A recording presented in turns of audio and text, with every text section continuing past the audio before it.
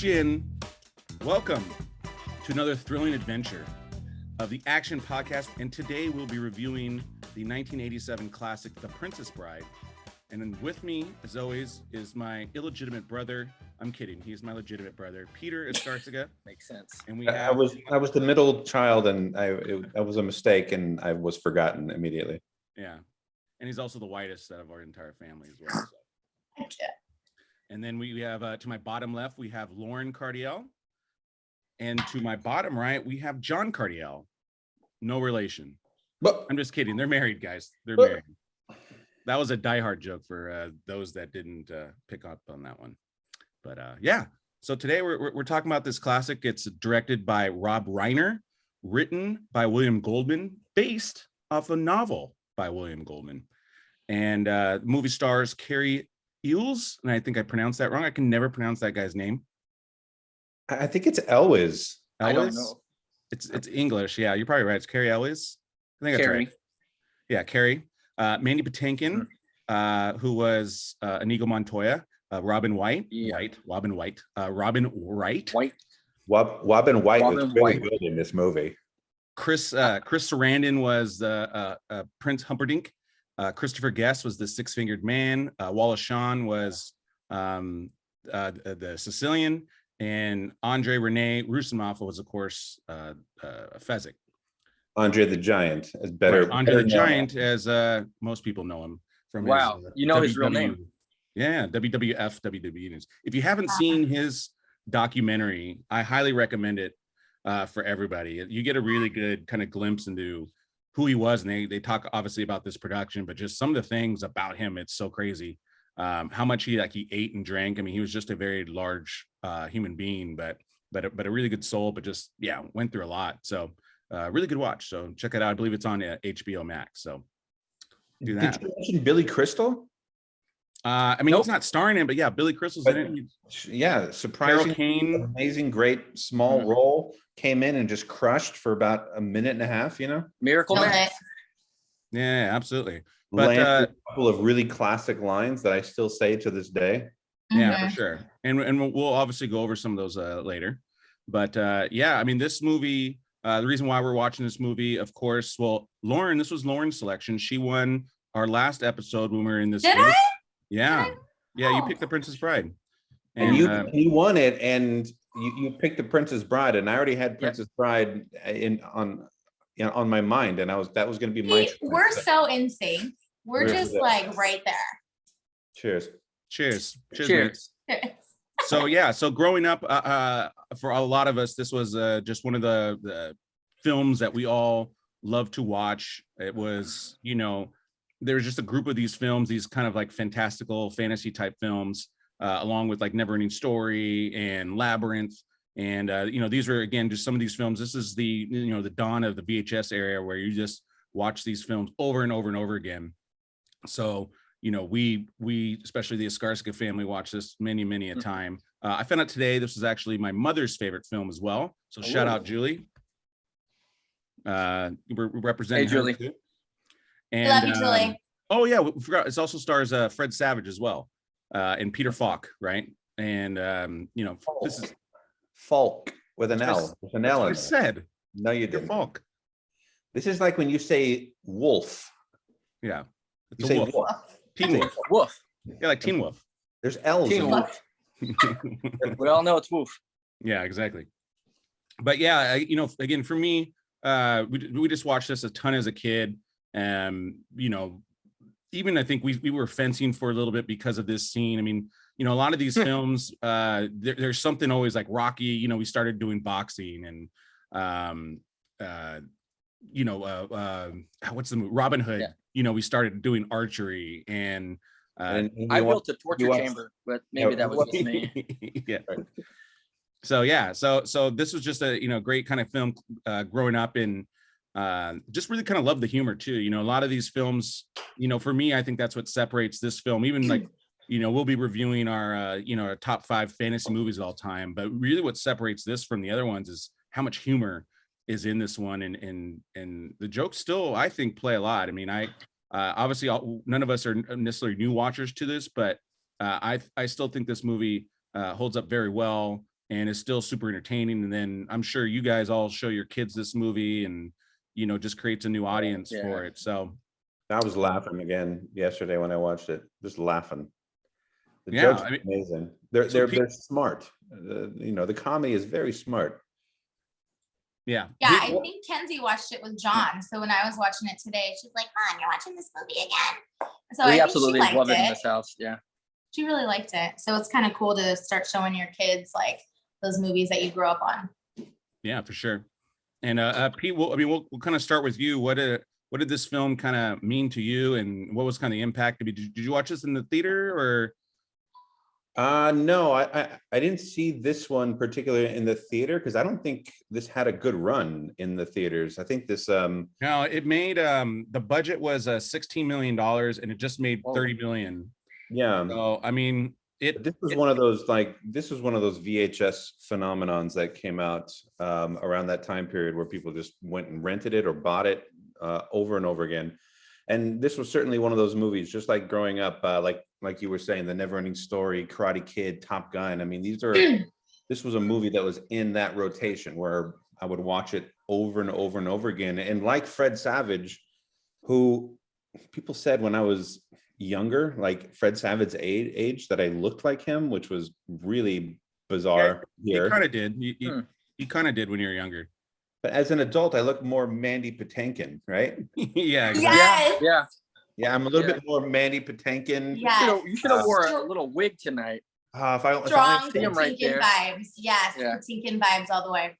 Yeah, but if you look at pictures of Pete when he's younger, and we'll see if I can slap on a picture here if I can find one. But you'll see when Pete's young, he had more of a rounder head and kind of those cheeks that Fred Savage had. So the comparison is pretty legit. I'm not gonna lie. And not nearly the amount of talent that he had. No. Still, I was trying my best. But I'm assuming in post you're gonna put a picture of Pete as a young kid next to Fred Savage, right? We're hoping. I mean, I don't have any on I don't have any online, so I'd have to literally find an original and take a picture of it. So you don't have pictures of your brother while he was younger?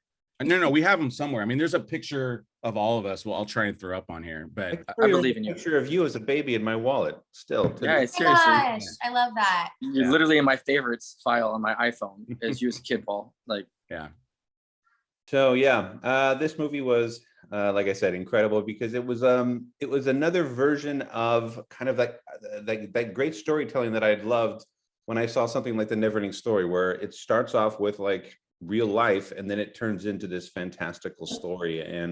And like I said, this is just a great way to tell a story. The pacing of this movie, I think, is a great example of future screenwriters and movie makers on how to pace a movie properly and to still have it come out comedic, adventurous, a little bit violent, fun, romantic, sad at moments. I mean, this story really just took every element and every emotion that you could potentially feel in this journey and paced it out perfectly. I mean, the pacing for me is just incredible, and that's what really attracted me to this movie, as well as the story. It's one of the greatest love stories I think I've ever seen in my life. Yeah, and I think to your point too, Pete. Before we go to Lauren here, but you're talking about the pacings. I mean, the scenes don't drag on, and then whenever the scenes kind of get too serious, then they kind of typically cut back to Fred Savage, or again some other sort of kind of joke gets played, and so it just kind of recreates the momentum again. And so, and again, this movie's not that long either. It's just under an hour and 40 minutes, which is great. And sometimes these movies, especially today, this is a 2 hour and 20 minute movie because they're trying to tell so much about the world and all this stuff. And even the two lands that this is, they don't really go into it, but it doesn't matter. They mention Australia, they mention Spain, they mention Gilder. Yeah, but that's Gilder. But they don't spend a lot of time talking about the geography of it. They just get into it. They're the bad guys. They're the ones who are going to kill the princess, and so we don't like them. And it was really, really just well done. Yeah, awesome. Lauren, why don't you give us your thoughts? Okay, so first I want to say that yes, Peter recognized like, Lauren, you're in a red robe. And I thought I was just channeling my inner Princess Buttercup, but apparently it's not screen accurate enough. So I also did my version of a Princess Buttercup hairstyle for 2022. Nice. So I always like to get into like a theme. So I'll just say that to preface everything. Well, look, spoiler alert, Lauren, you're probably going to win the costume award just out of the simple fact that, more than likely. No one else really has any sort of a costume on, including myself. So all my black blouse peasant tops are at the dry cleaners right now. Yeah. And that's my mistake. So I'm sorry. Yeah, I did dress up like Mandy Patinkin, but oh yes. Yeah. Okay, so I know I picked this movie, but to be honest, like it's not a movie that I go and watch over and over and over. I've probably only seen it like a handful of times, but it's a super cute film, and just watching it today and like having our little girl watch it with me, and I think it's not like a super complex story, like you said. It's like a love story, and it's like a fight scene, and it's like a couple bad guys and a princess, like, so it's all these like little things that our 9-year-old is able to come and sit down with me, and it's going to kind of hold her attention. And I love like the opening scene where has Fred Savage and like his grandpa's like reading him a storybook time, and so how they cut to that every now and then. My daughter's like, oh, he's reading, grandpa's reading him a story. I'm like, yeah, like kids get read storybooks at at bedtime. It's like a normal thing. So, it's just like it's a super cute film and a love story. And I think I probably had like a crush on, both Wesley and Mandy Patinkin. I love, the long hair. And Robin Wright. And you just hit on Pete right in front of John. Wow, what just happened right now? Really great to hear. My ego. Like Pete looks like him. I was like, okay, well that's gonna be a little awkward, but John gets it. Pete said he looks like all the actors. A little bit of a boost, so I appreciate that. I really do. They did prep on their own for 10 minutes prior to this call, so. Yeah, but what's so crazy is until I was looking at the cast, the cast list, I did not know that was a young Mandy Patinkin. So me and John were having a conversation, and I was like, dang, like he did not age well. That's like Homeland. To me, Mandy Patinkin is like Homeland Mandy Patinkin. So seeing, and John's like, Lauren, that was like 30-some years ago. And I was like, yeah, but I don't recognize him. Like I don't recognize him as Montoya. Like that to me is like, he's a stud. And I told him, I was like, well, Billy Crystal, that's Billy Crystal, and he's getting up there, but you still know that's Billy Crystal and When Harry Met Sally. So anyways, he just aged a little differently. Good luck to you, Pete. Yeah, I mean, I went from he's so cute to, oh God, he didn't age well at all. Yeah, this is what the future holds for you. So if you like Homeland Mandy Patinkin, then you're golden. Yeah, I mean. But back to the film, but back to the film, like I said, it's been many years since I've watched it. So watching it today and kind of seeing like those performances and those quotes and just kind of the way you walk away from the film, like the way you're feeling, it's just overall like a really fun story and a really good classic film. Yeah, for sure. And I wanted to, you talked about it in the very beginning, but how this film opens up with, Fred Savage and Peter Falk. Obviously, like I don't have children, but you guys do. But is this kind of a lost art of like, hey, reading a book for your kid before you go to bed? I think that's one of the things that I just press audiobooks and say goodnight, kids. No, I mean, like, here's an iPad, kid. Learn to read. Yeah, as like a parent, like you want that to be the culture. You want that to be, like how you carry on your legacy, and it's how you were raised and stuff. But it's just like, just like riding your bikes outside in the front yard now. It's like, I'll tell them like, hey, we used to ride our bikes outside, to have fun, or, our moms used to read us like bedtime stories. And that's just kind of, I don't know, maybe there's some superstar, maybe Pete, maybe you're like an all-star dad and you still, bust out the first edition, like novels. Jane Austen novels to your kids. You read Persuasion to your kids, Pete? Let me tell you something. Not only am I going to age poorly, but I really take advantage of how good looking I am now to tell stories to my children. Especially, I remember when I tried to like start reading this book to my daughter, and I was like, Buttercup was raised on a farm. And then at that point, she said to me, I think I would rather just read on my own. So yeah, no, it didn't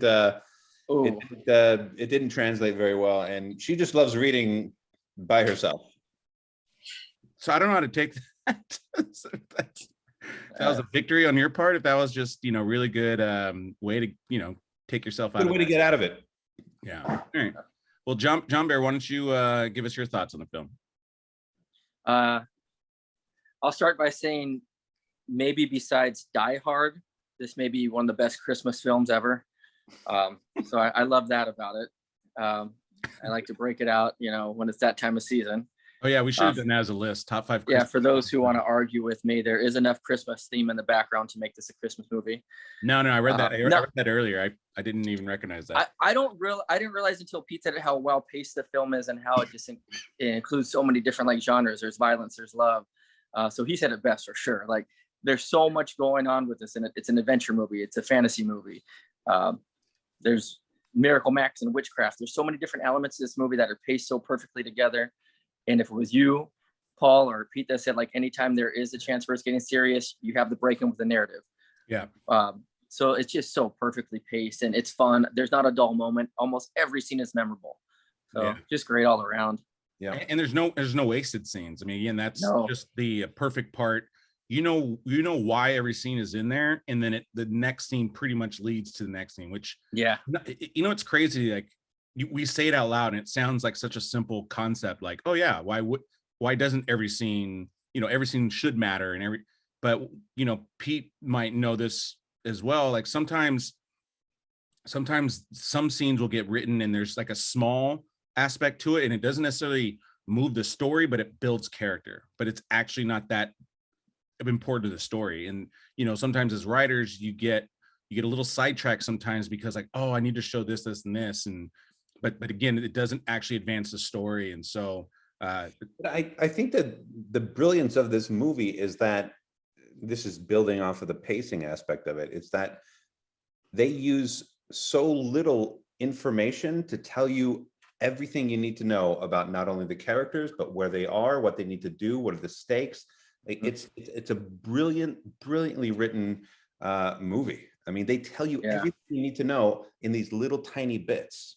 It's almost like an exposition. Like the whole movie is like an exposition where they just tell you everything in like an hour and a half. Well, and I think that's the farce aspect of it too, right? Like, the naming conventions for everything, like the rodents of unusual size, or the cliffs of insanity. Cliffs of insanity. Yeah, like you don't need any other background besides the cliffs of insanity. Like this is obviously a very difficult place, and I mean they even said it very quickly, like only Andre the Giant can take this, and they strap him up and all that good stuff. And but again, they wouldn't be able to execute this if it wasn't that humorous aspect to it. But they just did it so efficiently. It totally works. So sure. And as that example, and just that little sequence that you were talking about, the fact that the Man in Black was able to do just as much as Andre the Giant just showed what level and strength that he and what he will achieve in order to get to his true love. I mean, there's just it's the power of love. Yeah, good segue, Pete. Love it. Thank you. Excellent. Does anybody else have anything to add? If not, we'll move on to a review section. Let's review it. Let's do it. Okay, well, so I already mentioned before, we're going to give Lauren a point for her costume. I'll take it because I ain't getting points anywhere else tonight. Right? Yeah, take away a point for insulting me heavily. And then I'm going to give Pete the point on his explanation. I thought he did the best in that. But John, you were a close second. On that. So and then take away my point because I'm getting uglier by the second here. Yeah, because you tried to say you look your like point is slowly diminishing. Awesome. Well, I already mentioned the box office. Again, it was a $16 million budget, made over $30 million, which, again, when you're talking about the impact that this film had compared to what it made, it definitely didn't do it. Although I know in, syndication and all that, like it probably quadrupled that number. So Obviously we are not privy to those numbers, but it definitely was in syndication a ton because it was also on USA, TNT, TBS, all the other pay TV ones. So Julie's Amazon account. We've invested in this film. Yeah. So reviews. So I looked for Roger Ebert. He didn't have one on this one, but the highest ranked review on this was a 90 by New Times, which is Los Angeles. Luke Thompson. And he said, though not as visually impressive as comparable Terry Gilliam. Wow, this is not even English. Terry Gilliam fare, such as Jabberwocky. The verbal wit is fast and abundant, abetted with cameos by Billy Crystal, Peter Cook, and Mel Smith. And you better believe the midnight movie crowd will remember almost all of it. So, I mean, interesting take on it. I don't think obviously this film hit as well, like to the people in theaters that it did. Like I said, people watching at home. I think this was just a way bigger, because that review, and that's a 90. I don't even think that encompasses nearly anything what this film really is about. And then the worst one was 50, and I always like to call out the terrible reviews from these people because they're just absolutely wrong. And it's the San Francisco Chronicle, Peter Stack. Holler at you, Peter Stack. Kind of cute, occasionally amusing, and very, very slow. So he literally says, yeah. What Dang, man. I just wish it had more momentum, more oomph. Ooh, trying to take away Pete's point. Yeah, exactly. The battle of Pete's there. Peter Stack versus Peter Escarcega. I'm the stronger Wow. Yeah. Yeah.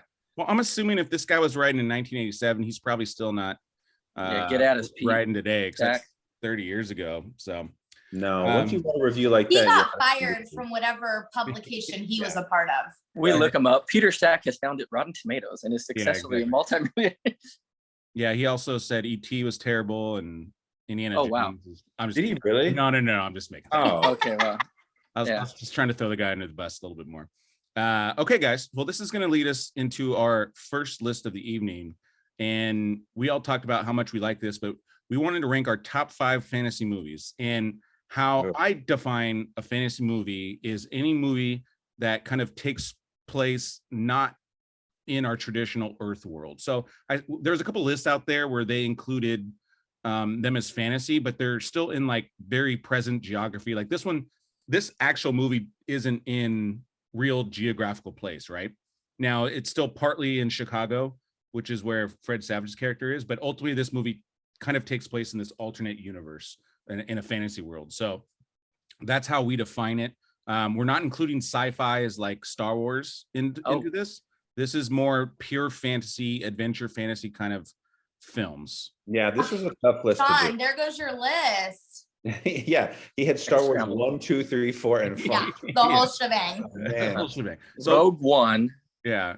So John, I will not start with you if you need more time, but oh man, this was tough. So good luck in this time period. Do you need to change a couple of your answers? Let's start with John first. The rule breaker. Wow, how dare you? All right, number 5. Harry Potter. Okay, good. No, Which one? Which one? Harry Potter and the Sorcerer's Stone. The very first one. Thank you. Nice it would save. just start off the franchise great. It's probably the only one I truly remember from start to finish. Yeah. I wish I knew more about the franchise. My wife loves them, but yeah, it's a great movie. I love the Quidditch factor of it more than anything. Made me want to play the game. All right. Yeah, for sure. Number 4, Hocus Pocus. Hocus Pocus. John. What? It's a fantasy movie. You tell me. Okay, if you could prove witches exist and it's not a fantasy movie. No. That's a fantasy movie. It's more of it number 4, but ahead of Harry Potter. I mean, geez, Hocus. I like it. All right. Hey, it's your list, buddy. It's your list. It's fun. Hey, I watch it more than the first Harry Potter. Wow. All right.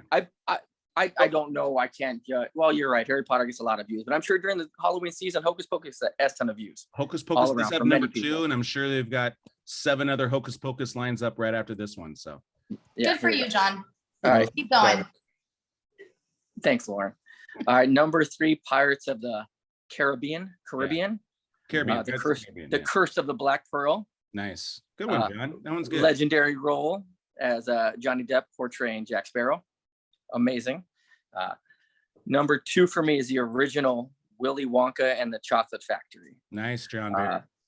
I had trouble. I was debating going number one, but I'm secure with my number one. I think it's a popular choice. But Willy Wonka, the Chocolate Factory, beautiful. We all could sing the songs. We all dream of having a chocolate factory built. And Mr. Beast is currently in the process of building one right now, a chocolate factory, and a contest will be taking place. Mr. Beast plug. Wow. Moving on to my number one movie, fan favorite, Wizard of Oz. Are they a paid sponsor? Are they going to be paying us? Oh, it'd be Feastables. Feastables. It'd be good to have that sponsor. But number one. Number one. Go ahead. No, it's okay. Wizard of Oz. Nice, John. Wizard of Oz. Wow, just pulling Follow it the out. yellow John, brick road. John, I applaud you. When we hear that song played, most of us it does something in our little hearts. When we hear the Is version, it does something to our hearts. Yeah. To your little heart. What does it do to your little heart, John? It makes it flutter and beat and makes me think of those I love the most. And you might make that list if you don't make comments like that continuously. That is my Nice, number John. one movie. Well done. Good job, John. That might be Thank your you. best list of all time, John. Wow. Yes. Oh, So if we had a list of John list, that might be your best list of all time. Ooh. Great job. We'll John. start ranking John list. John's list. That's next. That's next at this. All right, Best Lauren. Christmas movies. Let's see how you stack up against John Bear. Oh my gosh, what a tough list to follow, Paul. But I'll try. Oh gosh, she's probably stacked. She's so happy. So Yeah, coming in on the subtitles, guys, there's a parentheses sarcasm right there. Yeah. Yeah. So coming in hot at number 5, we have Willy Wonka. Mhm. So I did agree with my husband on that. A Probably world the of pure only thing. imagination. We all want to Ooh. go to the Wonka factory. We all want our golden ticket.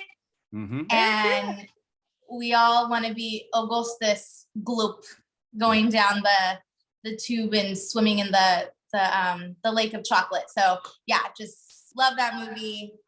Love Gene Wilder, love the songs, love the fantasy of it all. If there was only such a place that truly existed, maybe one day soon. Mr. Beast. Subscribe, Mr. Beast, down below. Drop us a like. That's right. Oh, Number wow. 4, Edward Scissorhands. Love myself any film from Johnny Depp. I love that whole like Pleasantville-esque neighborhood of, the perfectly manicured lawns and the ladies who lunch. And then you have, Yeah. the dark, mysterious Johnny Depp with these, hands that will probably never exist in this world. So I just love the dark compared to the lights, and just everything about that film was just so beautiful.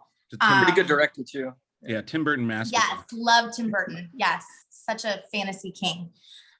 Number 3. He probably we're is off to actually. see- What? He probably is It actually. might be, He yeah. actually probably is the fantasy director king. I mean, he's probably has the most films that fall under a fantasy world. So Yes. Certainly yes. the most creative and the most innovative. I mean, this guy invents things with every movie yeah. visually. Yes, yes. Number 3, we're off to see The Wizard. So Wizard of Oz, that is my number 3. Eek. I know, but my 2 and my 1 are so dear to my heart. But Wizard of Oz, again, it's just one of those worlds and lands that you only hope, would really exist in real life. And, we all wanted the ruby slippers and the whole Yeah. 9. So I have a pair, I think. You guys know the fun fact about Wizard of Oz? tell me. It is the I will first soon. film with color in it. So that's why part of the film was black and white. And then it was kind of like how the jazz singer introduced sound. Most of it was a silent film. And all of a sudden they, in the middle, they introduced sound to it. And Wizard of Oz kind of did the same thing where Wow. all the stuff in Kansas, I believe, is black and white. And then Yeah. Oz is all in color. So Wow. Yes. Yes. a little bit of film history there. Thank you. Love it. Thank you for that, Paul. I would be getting a point if I was judging myself. Oh, well, we're not in Kansas anymore. Gosh, if only. If only. Number 2, Harry Potter and the Sorcerer's Stone. Mhm. I just love, if my list were perfect, it'd be Harry Potter 5, 4, 3, 2, 1. Right. If only there were an owl on its way to my house telling me that I got accepted to Hogwarts and the train was ready for me. I would love it. I think there might be an owl from PCC, but I don't think from Hogwarts. Yeah. We had an owl coming from continuation school, Lauren, but that's all we got. Canyon High School. Yeah. Yeah, obviously I'm a huge fan of the books, and I just thought, you know, when I was younger and you're reading these books and you're just going like, your imagination's going like a million miles an hour, and you're going like, what does that look like, and what does this character look like, and you go and watch the film and you're just like, oh my gosh, this is like everything I imagined and then some. And I just think it translated so beautifully from the page to the screen, that I could really just watch those films over and over. And then my number one, Fight Me. I love a man in tight gray pants and black riding boots, and that is Labyrinth. And John was shocked because he said, Lauren, I've never seen you watch Labyrinth. And I said, I just don't watch it when you're awake. She usually watches it by herself in 90s that I don't get the pleasure of seeing her in.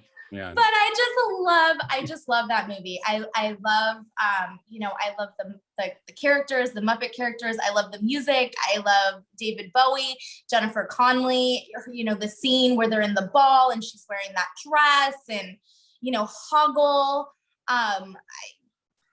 Take me to Labyrinth and I'll get to the kingdom to save Toby. So that is my number one. I think I'm buying some black riding boots.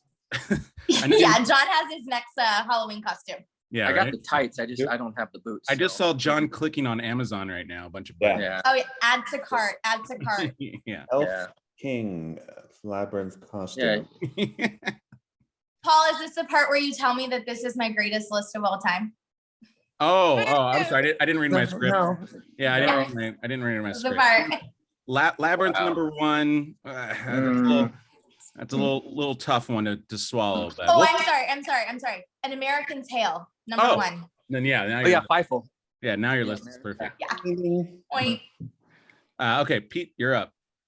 Yeah, this was tough. Okay, let me preface this a little bit here. No, I left out franchises in general just to try to enlighten our audience maybe on some great films that maybe they haven't seen, that are really great fantasy films from my childhood growing up that I absolutely adore.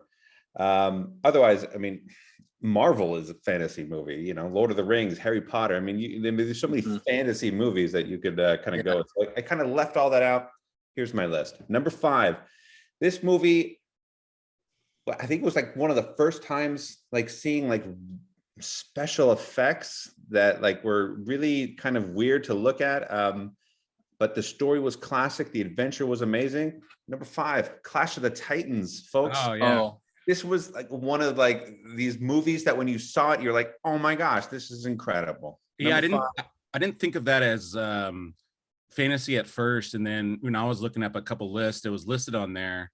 And then I think, you know, I even was asking a couple other people, I'm like, I guess it is, because mythology is, I mean, that's the first fantasy, you know? And so, yeah. So that it definitely qualifies. So good job, Pete. Great film. Thank you. Number 4, I struggled with this one a lot. I put Willy Wonka, but I struggled with the aspect that it was like it's kind of set in a real world situation, but it is fantastical in a way. So I left it in as number 4 because That's a good call, Pete. It was Oompa Loompa is pretty much, Pete, I don't know if you're aware of this. They're not real. And so, yeah. And then there's a whole... I've looked into it. Yeah, they're not. Sorry, Pete. There's a whole Oompa Loompa land. And so that's what kind of... And after I drink this, I can't like eat the cup afterwards. So yeah, if only we could do it. Number 3, I wish I could put it higher, but I agree with Lauren. Labyrinth is one of my absolutely favorite movies that I've ever seen in the fantasy genre. David Bowie was already an icon in the music industry, and then he came into this film and he just crushed. I mean, he was in like The Man Who Sold the World, but that was like a real artsy kind of like super out there kind of movie.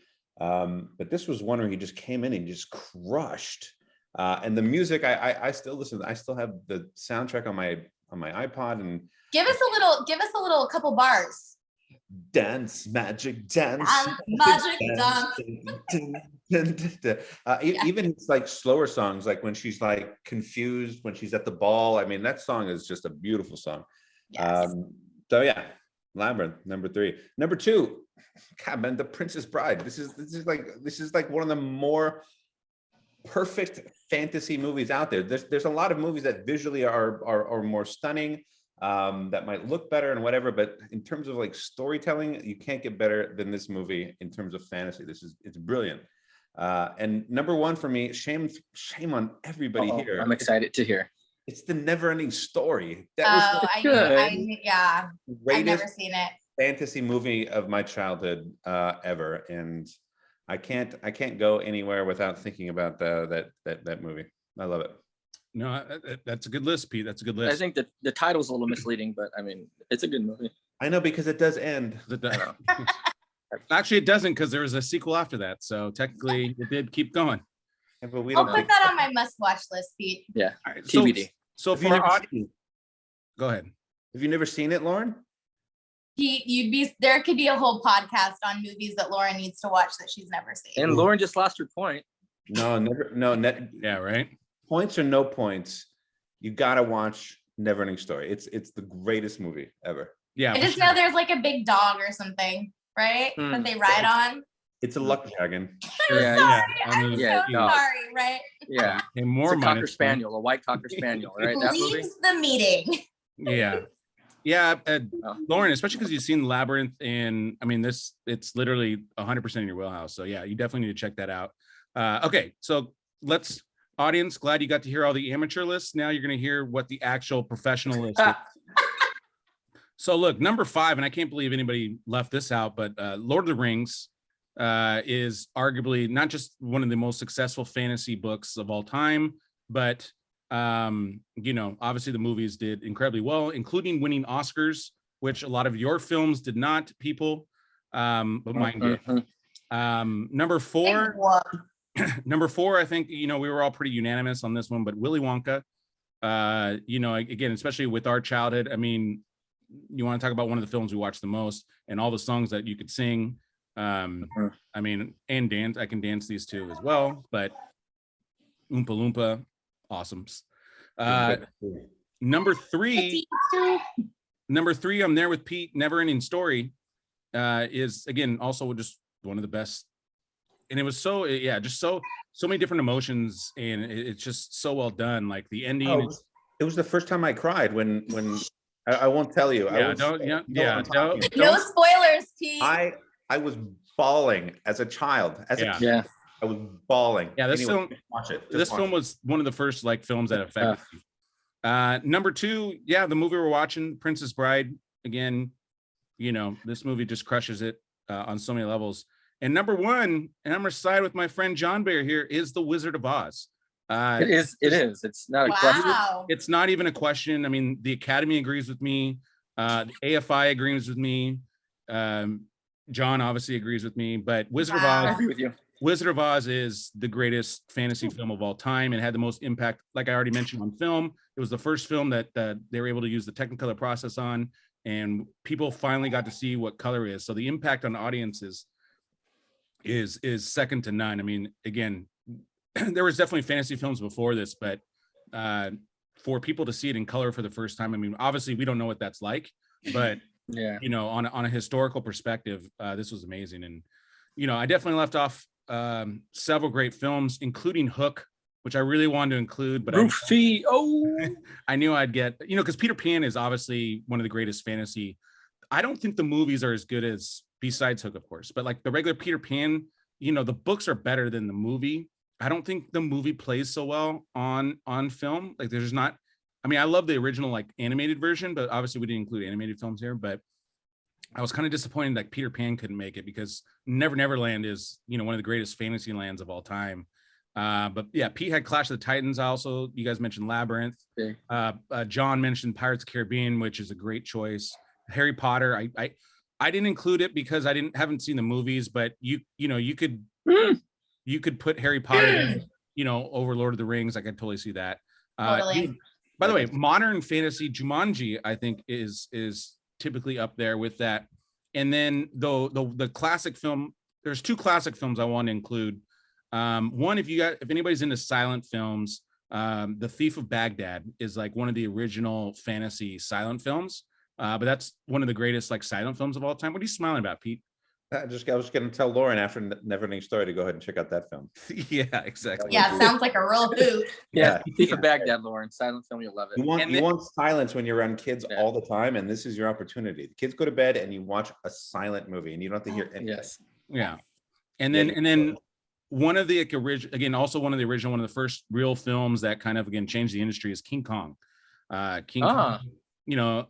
King Kong was, especially back in the day. I mean, obviously, you guys have been to Universal Studios, and there was the ride, but that's based off of the 1933 film, and it's fun to watch. I mean, obviously, the Peter Jackson version is probably a little bit more visually stunning, slightly than this version, but it's always good to watch kind of where the evolution of film and just what they were able to do in that film. So a couple of the shout outs there. Does anybody else want to throw in any honorable mentions that haven't been listed?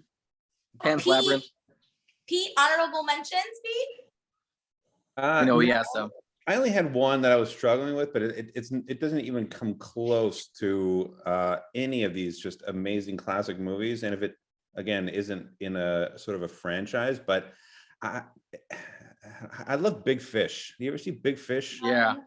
I never got to finish it. Zanuck production. Yeah, Big Fish. I mean, it does take you got to be in a certain mood to watch Big Fish, but it actually is really well done. It's Tim Burton, and Ewan McGregor is just amazing in it. Is that Amy Adams too, or no?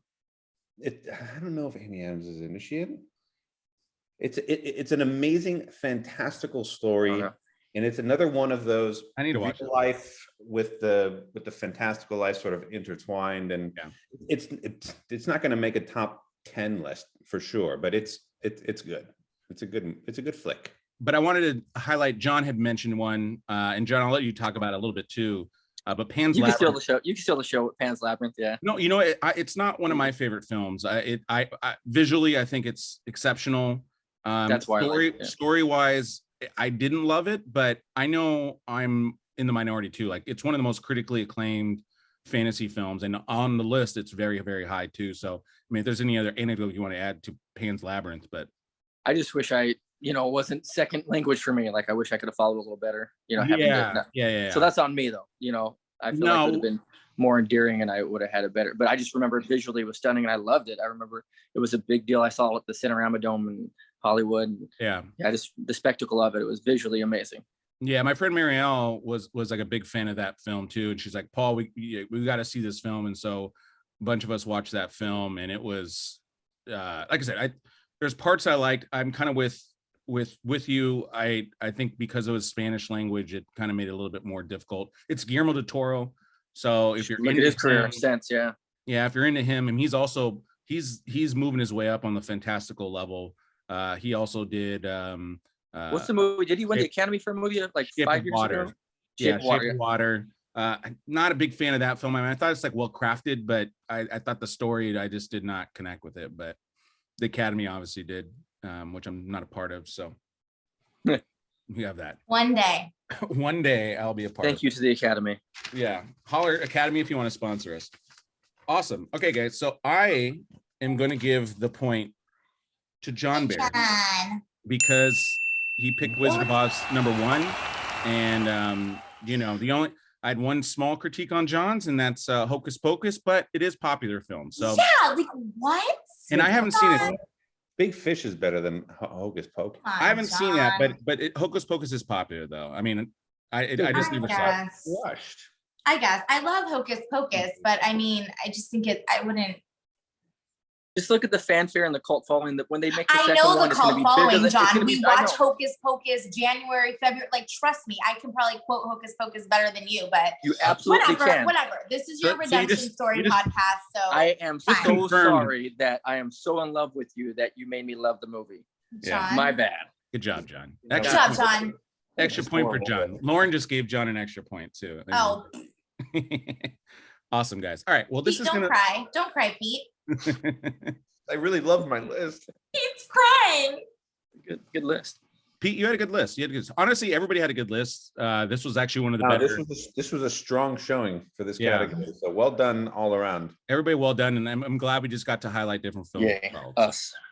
Good job, everybody. Okay, so our next category is the Oscar goes to, and this goes to a cast or crew member who performed the best. And again, this could be a writer, director, actor, cinematographer.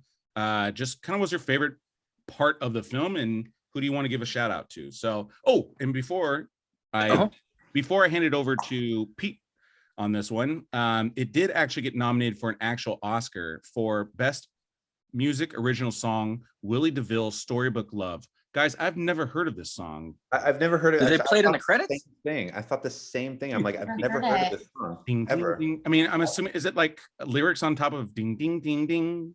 I don't know. I know that movie, like I can Ding, ding, literally just, you could push record and I can just walk you through the entire movie and give you line by line. I've never heard that song in my life.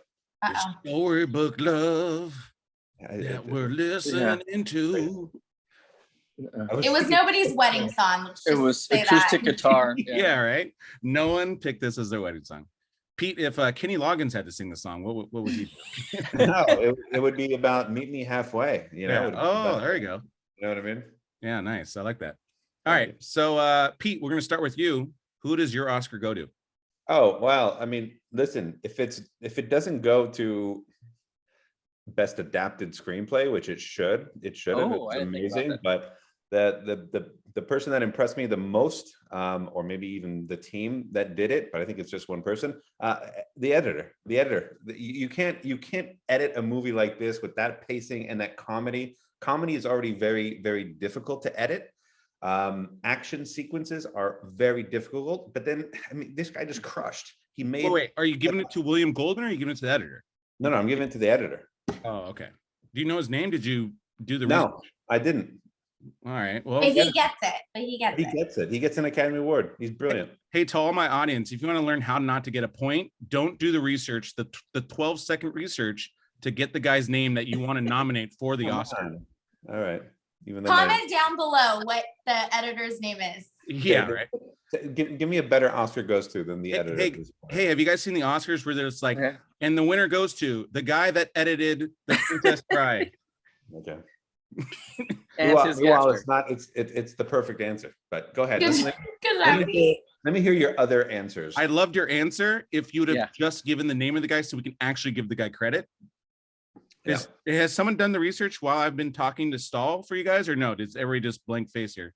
I'm like afraid to touch my phone. Okay. No, Lauren, you don't do that. Let me do it right now. No. I'm gonna give it to Lauren. Lauren, you go ahead and Oh my gosh, I forgot about this one. So this is like, and I'm afraid to go up against Pete because he said anyone else is wrong. So So the editor.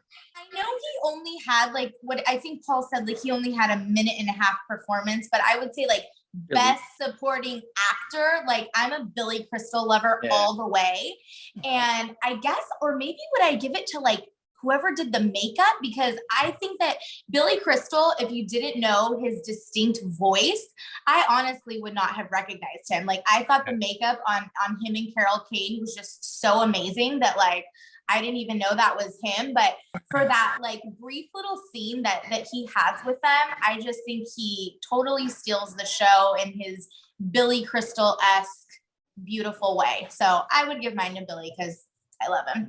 No, that's awesome. And I did read about that. So yeah, Billy Crystal used his Saturday Night Live makeup artist, Peter Montana. You see what I did there, Pete? I gave you a name to the person to create Miracle Max. Billy brought him photos of his grandmother and Casey Stengel, who's a baseball manager, to help develop the look, and also brought in an uncle who had similar bone structure. So to Lauren's point, I love that extra little touch. You know, and the other part, you know, talking about Billy Crystal. Billy. Miracle the Max. Most of his lines were also ad-lib too. So, you know, that's again kind of one of the, we talked about this. He's perfect. It's perfect. We talked about this in the Pause of Fury podcast, but when you hire somebody like Billy Crystal, sure, you have an outline, or you have a you know, lines maybe you want to hit, but at the same time it's like, okay, cool, Billy, this is what I wanted. What do you want, man? What are you going to bring? And guys like him always bring to the table. So is your vote for the makeup? My vote's for Billy Pete. Billy. Oh, okay. She said the editor, Paul, just so you're clear. Yeah. No, but you also mentioned the makeup. So The makeup, yeah, but I feel like overall, like the makeup was just specific for like Carol Kane and Billy Crystal, so I don't think that's like enough for like the entire film. No, for sure. And so the editor doing Pete's job here was Robert Layton, and he also edited A Few Good Men, Misery. So he's Rob Reiner's editor then. Yeah, pretty much. Yeah, did The American President, When Harry Met Sally, Bull Durham, Stand By Me. So yeah, this guy is one of the greats of all time when you really think about it. Bucket List. You find that with directors too. Like they have their editor, because editors are storytellers, and when you get a good one, I mean, you hold on to them like they're going to go out of style. Yeah, for sure. But yeah, he's obviously did an excellent job on this. Okay, John Bear. It's to me. Okay, take us home. Well, this is easy. Mandy Patinkin, Best Supporting Actor. We're not going to go into the famous line. Don't because do it. I'm sure we're going to mention too it soon. later. Too soon. We have another category for it, but yeah. He's just a memorable character. I love him. Like, I picked up a sword because of him, or a fencing, whatever, steel sword. Yeah. I learned so much about John during these podcasts. I love it. Yeah. I think me and my buddy Donald Hemingway definitely did some fencing in the front yard. Yeah. Watching this movie numerous times. You're known for your sword fighting. I definitely put some cheek scars on myself. Yes. Pulled my mom's wig out. Somebody needs to endorse John on LinkedIn for fencing skills. Yeah, I got you. I'm convinced I could take, at least 3 stabbings and still win a fencing battle. Yeah, for sure. Just come on. Like I said, we're not mentioning the line. We're not going to mention the line. We're going to hold off to that. We're going to hold off on the line because I'm sure we're not going to spoil it. More than one people will discuss it later. For sure. Yeah. But I wouldn't be mad if he won for Best Supporting Role. No, he was absolutely excellent. And you want to talk about one of the guys in this film, I think maybe had the deepest role out of anybody. I mean, great backstory. He's really the only one with an actual backstory, right? Yeah. Right. Even Buttercup doesn't really have one. Like she's a daughter on the farm. Yeah, his daughter on the farm. Yeah. We don't even know who the father is. There's never a father there, right? Yeah. But yeah, Mandy Patinkin's really the only guy with a ghost in this story, but it's so powerful, and it's obviously a big part of the actual story. So, okay, I like that, John. So mine is going to go to. I thought Pete was going to say it, but it goes to William Goldman, the writer, because again, not only did he write the book, but then he adapted the book, and That's tough to do. Like to write a book and then to turn that book into a screenplay. Like people think, I just do this, and this, and make it work on film, but then to have it edited beautifully in such a way, like to play out properly. Making the plug for the point. So crazy. Yeah. And what I like too about what William Goldman did as well. So I mean, this ultimately was like a kind of an ode to his daughters. He had 2 daughters, and when he was trying to come up with a something to write, and this is back in the 70s, by the way. This isn't when this movie came out. But, he went to his daughters and like, hey, what should I write? And one of them was like, oh, you should make a princess movie. And then the other one was like, oh, you should make a bride movie. And so ultimately, that's how he came up with the title, was The Princess Bride. And he ultimately wrote this for his daughters. And, so it was a super impactful film for him. And they tried to make this film like several times. One was with actually like Arnold Schwarzenegger attached as Fezzik. And that didn't work out, and multiple people try to edit this all, and it'll come up later, or try to make this into a film, but ultimately they settled with Rob Reiner, and because of This Is Spinal Tap, and Rob Reiner obviously crushed it. So want to shout out to Rob Reiner as well, who deserves recognition. So my point on this one is going to go to John Bear, because I do think Mandy Patinkin actually should have been nominated for a supporting role. Podcast that we've ever done. The next thing we know, there's going to be like a Action John. Like, yeah, Action John. Yeah, be careful, Pete, because he's like coming for you. I could never. Pete would have had it. Pete might have had it until he didn't have the name of the guy he wanted to nominate. His name, Like, come on, dude. Like, honorable mention. Hey, look, I don't know if that's acceptable in other podcasts, Pete, but it's not acceptable here on Action Podcast. Okay, we got high standards here, and you got to bring your A game here if you want to get the point. We're learning. All the other A professional podcast that I'm a part of. Serious stuff. Yeah. All right. So moving to now, we're going to do the Get Me the Ari Gold Award for different castings. So I think there's only going to be 2 that I'm going to give you because there wasn't a lot of information on the other castings. I didn't see a lot of information at all about this, but go on. Got Danny DeVito. Yeah, Danny DeVito for, but then there was also conflicting information saying They were saying like it maybe was it was inaccurate. I did see some. I saw some casting for Buttercup that I thought was interesting, and I did agree with one of them. Yeah, so okay, I'll do Buttercup first. So William Goldman, the writer, claimed that Carrie Fisher was the ideal choice for Buttercup. Wow. Oh yeah, I did see that. And okay, I mean, I can see that. I mean, definitely she was Princess Leia, so that makes a lot of sense there. Courtney Cox was auditioned for the role. Meg Ryan auditioned for the role, and then Whoopi Goldberg campaigned for her role of Princess Buttercup, and then Terry Shields won her daughter Brooke Shields to play Buttercup. Because Rob Reiner, she realized she was more of a celebrity, not a real player, is what was said. I think I read that same article. Yeah. But okay, guys. So this will be a pointed. Who would you, obviously without Robin Wright as the actress, Carrie Fisher, Courtney Cox, Meg Ryan, Whoopi Goldberg. Who is your Princess Buttercup? And I'll start with John. Wow. Oh, we'll start with John because he's the king of the podcast. No, we're gonna start with Lauren first, actually, because it looks like Lauren wants to go. Go ahead, Lauren, take it away. Yeah. No, I mean, again, like I have like very strong things, so I'm gonna go with Meg Ryan because she was America's sweetheart, and I think she has that same kind of like delicate nature that Buttercup has, and I can, when I think of the costuming and all of that, I think she's also like she can play like a very strong-willed character as well. So my vote's for her. I think she would have fit the character well. And she's very pleasant to the eye too, which is very well before her nose job, yeah, but now it's all. No. But this is, I mean, you're pretty much, this is Top Gun, Meg Ryan. Yeah. Yeah. So, yeah. All right. Then we'll go Pete next. Yeah, I would say the same thing because at the time, as cute as she was in Top Gun, she was relatively unknown. So was Robin Wright. I mean, that's the reason why she was ultimately casted.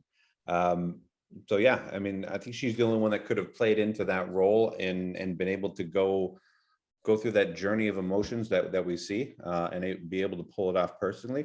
But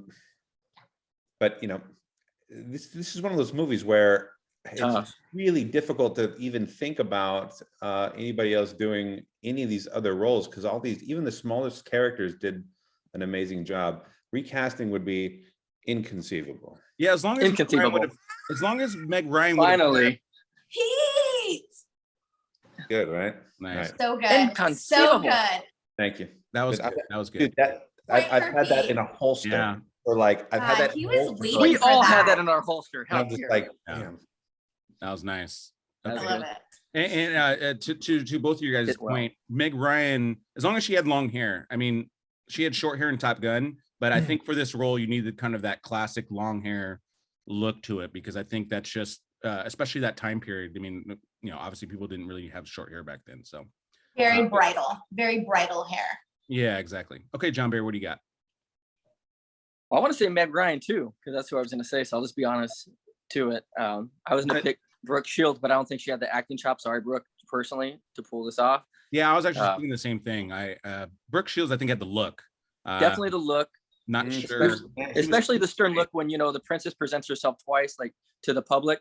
She comes out very head held strong and, Solace face and serious. I could see that look, but as far as the acting and the love scenes with Wesley, I don't know, man. I have to go Meg Ryan. I think she would have won our hearts over just the same. Yeah, for sure. Well, I would have called it a tie, but Pete did a great job of just bringing it home with the Oh, good job, Pete. I'm rooting for you. Guys, that's how you win a category right there. That's like I said, I would have called it a wash, but great job, Pete, on stealing that category. Wow. Great job incorporating the lines. Inconceivable. That's what got it, do Pete. something good.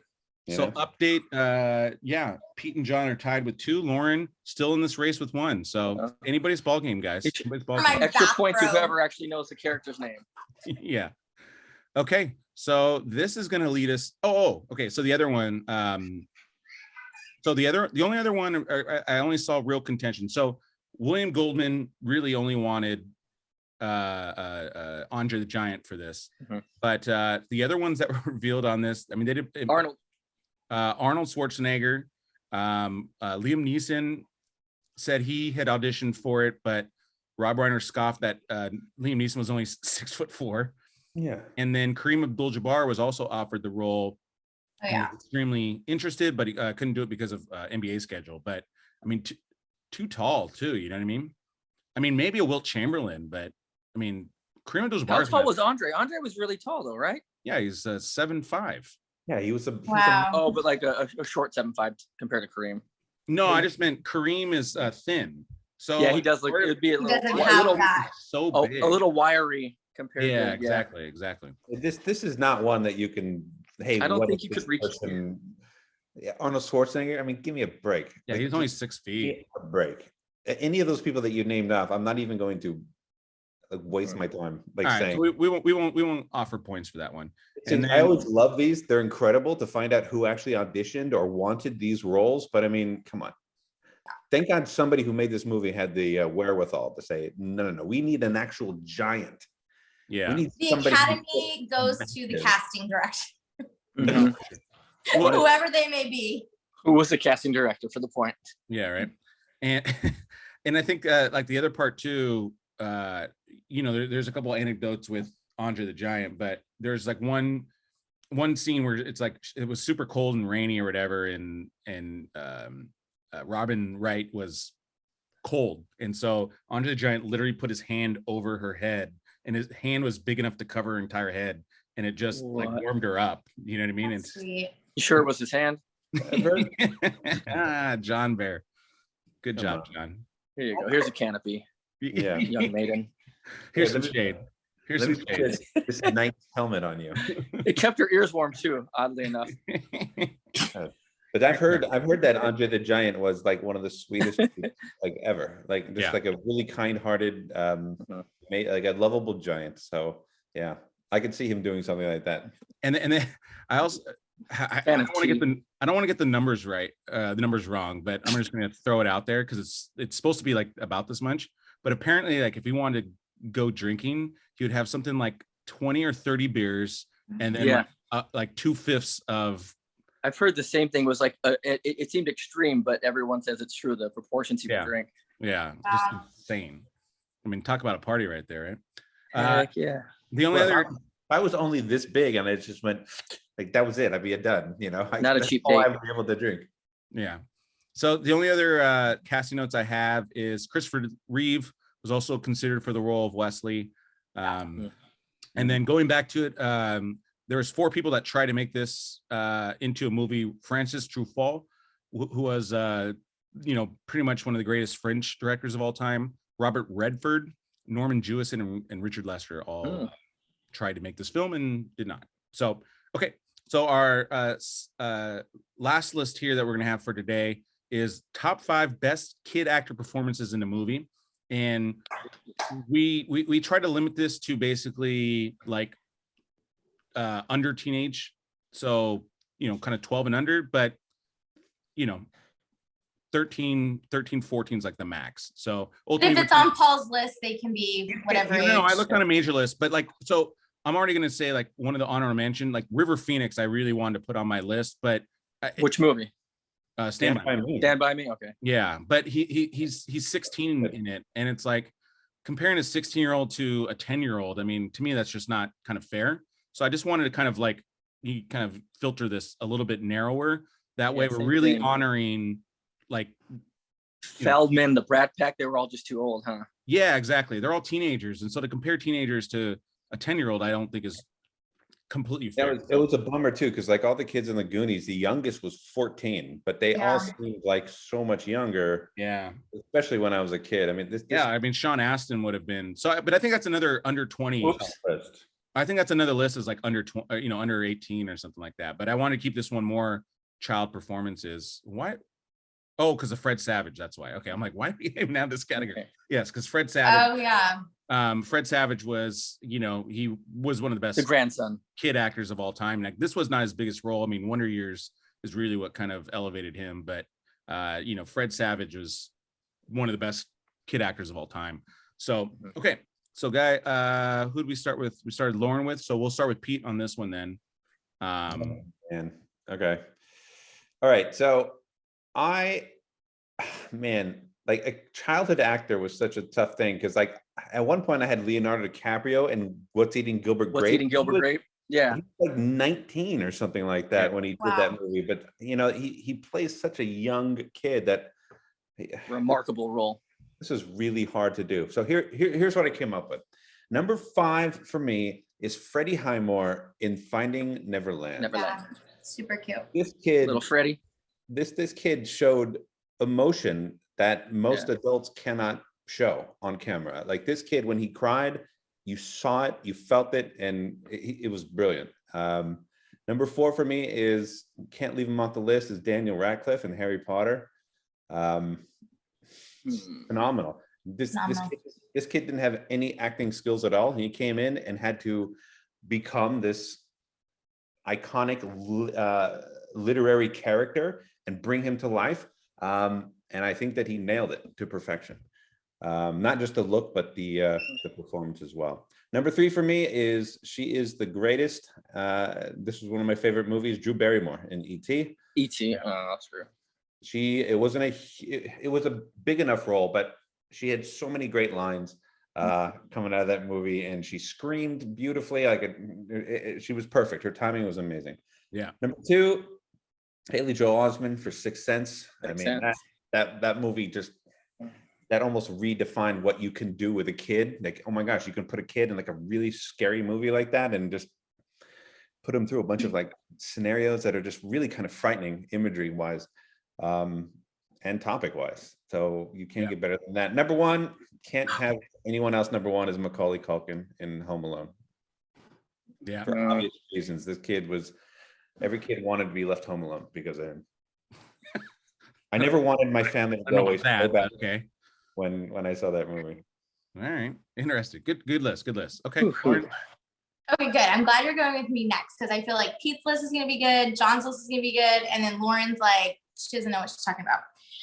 So my list is just like very fun and lighthearted. I wouldn't call it like the greatest performances of all time, but if you know me, I don't watch like these. I know everything I should say, like Kirsten Dunst and Haley Joel Osment, but I can't remember those films, and I've only seen it a handful of times. So my list is like super fun, and I'll just start. Let's hear it. Okay. By the way, also audience, you want to know how to set yourself up for success on getting a point. Crash your list. Yeah, it's so fun and lighthearted. I already said Lauren's it's going to be nothing but entertaining, to be quite honest. I know. I'm going to relate to some sort of audience here. So, okay, number 5. You're probably not, well, maybe you'll know her. Her name is Bailey Madison, and she was in a film called Just Go With It with Adam Sandler and Jennifer Aniston. I forgot about that one. And she is just the cutest little thing since sliced bread. She goes from doing her, regular American like accent, and then all of a sudden she's trying to rip Adam Sandler off, and she's like, "Hello, governor," and then she just like does this, her total like My Fair Lady like British like accent for the rest of the entire time they're in Hawaii. So she's super cute. She's still doing a lot of really awesome things. She has a new series. She's a star of the new Pretty Little Liars franchise that's coming out. So she's super cute, and I love her. Number 4, Lindsay Lohan, The Parent Trap. Nobody can play twins like Lindsay Lohan. We all wanted to be Annie. Nobody can do a lot of things like Lindsay Lohan. she did really great playing the British twin, the American twin. I'm not listening to John right now. You had a good Lindsay Lohan story. And I loved her. Number 3, Daniel Radcliffe, just for all the same reasons that Pete said. I think in terms of like living up to those standards of bringing a character to life. Like he did that. He was only 12 years old when he started the franchise, and to just be able to truly embody like Harry and just, you know, carry that film to 7 films. It was just amazing. Number 2 is Abigail Breslin. I've only seen Little Miss Sunshine a couple of times, but I feel like she was, you know, youngest to be nominated. John, don't steal what I'm going to say. Okay, I'm going to stop prepping with you before these things. So yeah, she was the youngest actress to be nominated for an Academy Award. But I just thought she was really in, you know, she was with some heavy hitting actors, and I think she really held her own, and she really just brought like this vulnerability to the screen. So I just thought she did a really great job. And my number 1, just like Pete's, is Macaulay Culkin. For me, over Home Alone 2, Lost in New York is my favorite over Home Alone 1, just because I love the city of New York. I love, you know, him going to the toy store. I love his interactions with the pigeon lady. And I just think like, I loved him a lot more in that film, but you know, he's an angel and I love him. Maybe you're going to say Uncle Buck instead, but yeah, Home Alone 2. No, but we know where your list is going. I never got into Home Alone 2. I mean, I don't think it's a bad film, but I definitely don't like it better than the first one. All right, Pete. So we have no chance. So John, take it away. I'm with you on Macaulay Culkin. Macaulay Culkin is an excellent choice. I'm saying in terms of film, like actually like his role, I liked him more in Uncle Buck than I did Home Alone 2. Yeah, he just plays like I got some guest stars. It's not. Oh, there we go. Oh, hi. All right. Hi, everybody. What's your what are your top 5 kid actors under the age of 12? Oh God, I don't think we get much out of them. Miley Cyrus, Hannah Montana the movie. Good night kisses all around. Oh, Rose would be all up on that one. Yeah, Rose would agree with that one. Mom. Okay. Let's get to my list. The meatloaf. Mom. So, well, and we're back. Sorry for that. Now we're gonna get back into John's top 5 best kid actor performances of all time. All right, I'll go with a very recent film. This role was portrayed by Mary Badham, I think. She plays Scout Finch in To Kill a Mockingbird. This may have come out in the last few years. Epic role as Scout Finch back in the days. How are you guys not agreeing with this right now? You guys have never known you to watch this film. To Kill a Mockingbird? I'm so confused. I wouldn't be able to tell you the actor. By the time you graduated 8th grade, like this, everyone knows this movie. Yeah. We all thought she was amazing in that role. I mean, no, she was. That's a good one. What was the name again? Scout Mary, I think it's Badham or Bottom, Badham. Mary Badham. Scout Finch. Number 5. I think it's Mary Batam. I don't know. Phonetically speaking. So I go number 4, and you'll probably get some but this is where I put Macaulay Culkin for Home Alone at number 4. Wow. Great role. I think he's amazing in it. I believed as a kid that I could stop burglars because of him. I made a lot of traps and probably devices I shouldn't have made that could probably have hurt someone. But yeah, we all did because of him. So that's number 4. Number 3, how dare you guys not include Peter Billingsley, Ralphie from The Christmas Story. Oh my! It's just a fantastic role. That didn't even show up on my list. Good job, John Bear. Good job. Yes, you will shoot your eyes out. Poor Ralphie. I mean, one of probably the best constructed wish list for Santa ever written was by Ralphie. I rethought my writing structure when it came to writing letters to Santa Claus because of him. Great role. Thank you. John, that wasn't on your original list that you showed me. I feel like you're showing me fake lists. Because I don't trust you with my list. John's a chess master over there. There we go. Okay, number 2 for me. So we get a little deeper, more serious, not as lighthearted roles, but Kirsten Dunst as Claudia in Interview with the Vampire. Nice.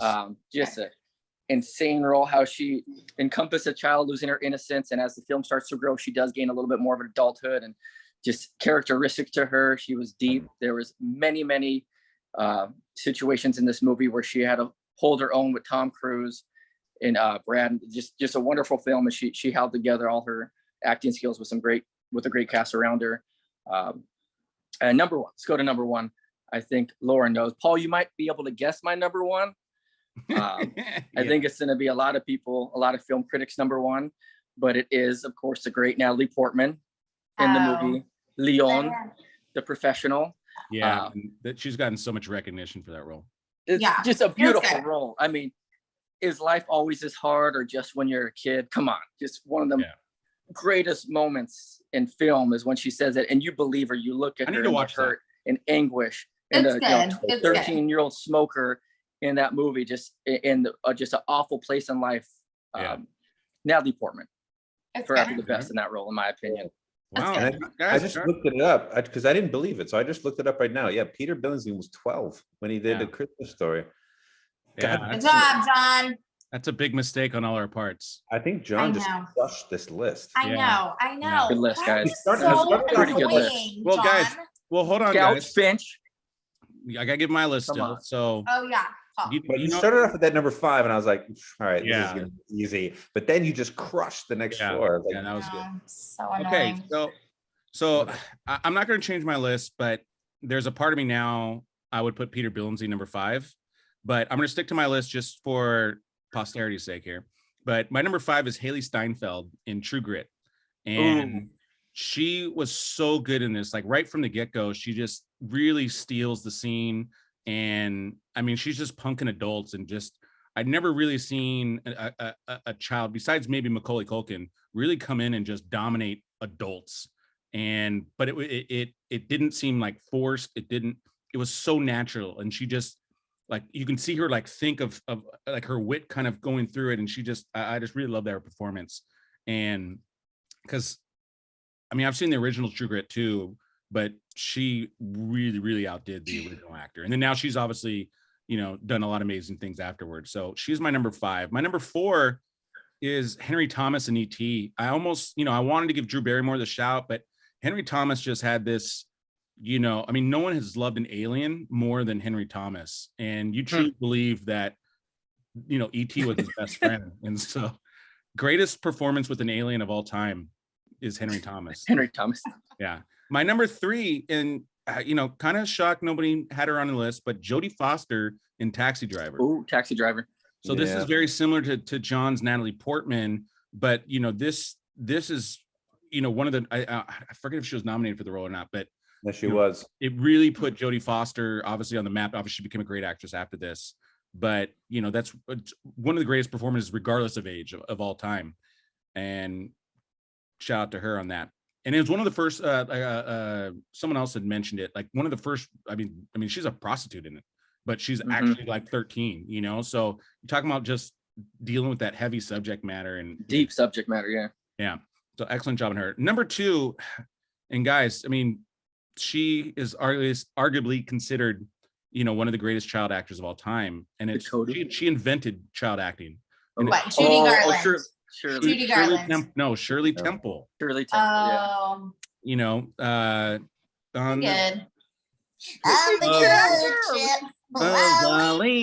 Yeah. I didn't know the actual movie, so I actually had to do some research, but it was put her at number 2 if you can't say what she's been in. No, Bright Eyes, because I've seen it. It's been so long, but Bright Eye. That's just you saying, okay, this is the iconic child actor. No, but I've seen her perform, and so I didn't have the memory. Like, the movie's not necessarily considered the greatest movie of all time, but her, like, she lit up a screen that nobody had ever seen a child do before. And then I understand, but that's like saying that she was more successful. Marilyn Monroe is like the best actress in the world because of how iconic she is, but she's not one of the best. I would never put her on any list.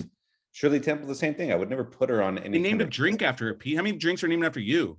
I'm done. My God. Hey, all right. All those in the comments, please tell us what would be in a Peter Escarcega parts, alcohols. Roofie's probably part of it. think it's called a Peter Pisco sour. Peter Pisco? The Pisco Pete. Pisco Pete. Pisco Pete. Pisco Pete sour with a dash of roofies in it. Drop your drink suggestions down below. What's your favorite drink while having a podcast? Drop that below. Ooh. Yes. Okay, and then my number one, and both Pete and Lauren had it, but it's Macaulay Culkin. And you want to talk about just arguably like a child carrying a film to box office success. I mean, I don't know another child that could have executed the way Macaulay Culkin did. And again, honorable mention would be Uncle Buck, because because those are both John Hughes films. Yeah. And he came in hot on Uncle Buck, and you're just like, wow, who's this kid? Like, he's going toe to toe with John Candy. Who's this little shit? Yeah, exactly. Who's this little shit? And and then he just he is able to carry a whole film, which for a child is so difficult. And just excellent job. So yeah, Macaulay Culkin is my number one. But with that being said, I'm going to give John Bear the point. His list, first of all, again, for Peter Billingsley, I mean, that's the steal right there. But an overall great list for John. A lot of different types of films, which I love. That's what, again, kind of the point of this podcast, point out different types of stuff, but just an excellent job, John Bear. Shameful moment for me. Like how I could forget Peter Billingsley is. I know. I forgot him too, which is, he didn't even show up on any of my lists. I didn't even think about it, but yeah. Great job, John, you should write a new article, John, with your lists. Yeah, for sure. Well, if we ever get into the subject, the blog posting aspects of this business, we'll John's your man. Yeah, for sure. Okay, guys. So we're gonna move into our next category and just update score. John now has 3, Pete has 2, and Lauren trailing with 1. But Lauren, I'll say your list was a lot better than you gave yourself credit for. Thank you. Thank you. I would I'll drink to that. Yeah, there you go. That's amazing. Okay, so the next scene is It's Not Your Fault, most powerful scene that gets you emotional. And we're gonna stray more on just a pure emotion side, because this is obviously more of a funny film. So the second other category is definitely funniest scene, right? So does that make sense? Wait, what did you just say? You just gave criteria? Threw Lauren off here. I don't know. Like, I just have like my most emotional scene. Paul, what are we doing? I got my scene. That's fine. If you explain it well, honestly, it doesn't really matter. So okay. So let's start with, I think we're starting with John, right? Is that? Yes. Okay. I named him earlier to get the Academy. He defeats his ghost in the scene. It is Inigo Montoya with the famous line. Who wants to say the famous line? Go for it, John. I know you've been waiting. Yeah, you get to say My name is Inigo Montoya. You killed my father. Prepare to die. Oh, no. Epic scene. No, I can't do it justice. Like the prepare to die. Like, you didn't even. Okay, tell us. I'll continue. No. Go ahead, John. Well, there's no number 2. Great scene. It's the most powerful and emotional scene to me in the movie. To see him get shanked 3 times, still fight back, believe in himself, and somehow survive without modern day hospitals or medical staff or an ER around. He's got Mad Max. He's got Mad Max. Yeah. So more than likely he was going to go take that visit. Oh, Mad Max is Mel Gibson. Knowing he was a master swordsman, I believe the initial dagger, he took it the right way. He knew how to take that dagger shot and manipulate it so it didn't stab his gut. So I believe that, his entrails were intact. Yeah, actually, physically, I think they all were in the right place. So I'm not a doctor, but. Will someone else please give the line justice, since I didn't give the line? No, there's other opportunities to do that, John. So we'll just go to the next contestant. The next contestant here on Action. Well, okay. Well, I do want to. Never mind. We'll move to Lauren because we'll move to Lauren. Go ahead, Lauren. Take it away. Okay, mine is also that same scene. Again, like he's exactly in the place that he's wanted to be this entire movie, and just their banter back and forth while they're doing the fight scene, and then he slashes him on both cheeks to give him matching scars, just like how he does. And right when you think he's dead, you're like, oh crap, he died. he like shoves his hand to cover the wound, and then he's just like, I'm not freaking done, you're gonna die. And as you're watching it, you're just like, okay, he's gonna slay this. Like and if there was like, what's that? It's like I'm watching the movie right now. Yeah. If there was an MTV Movie Awards back in '87 for best fight scene, like he would have won the popcorn bucket 100%. Absolutely. Point to Lauren. 100%. Okay, Pete, what do you got? Popcorn bucket. Well, I mean, again, like this was to Paul's point earlier, and it's the revenge scene for sure. You know, this, as much as this movie is that love story between those two, I mean, Inigo is you know the most about his story, and the fact that he was actually able to finally you know, win, especially when he thought all was lost. His character almost followed every kind of story beat that you're supposed to use for a movie. And he had his all is lost moment. He was able to persevere, and he was able to actually kind of come and overcome everything that he's been trying to do, and actually, you know, redeem himself for not only him, but for his father. And yeah, I mean, how can you not choose that? Well, first of all, shame on all of you guys. Oh, great. No. By the way, first of all, we're all in agreement. But okay.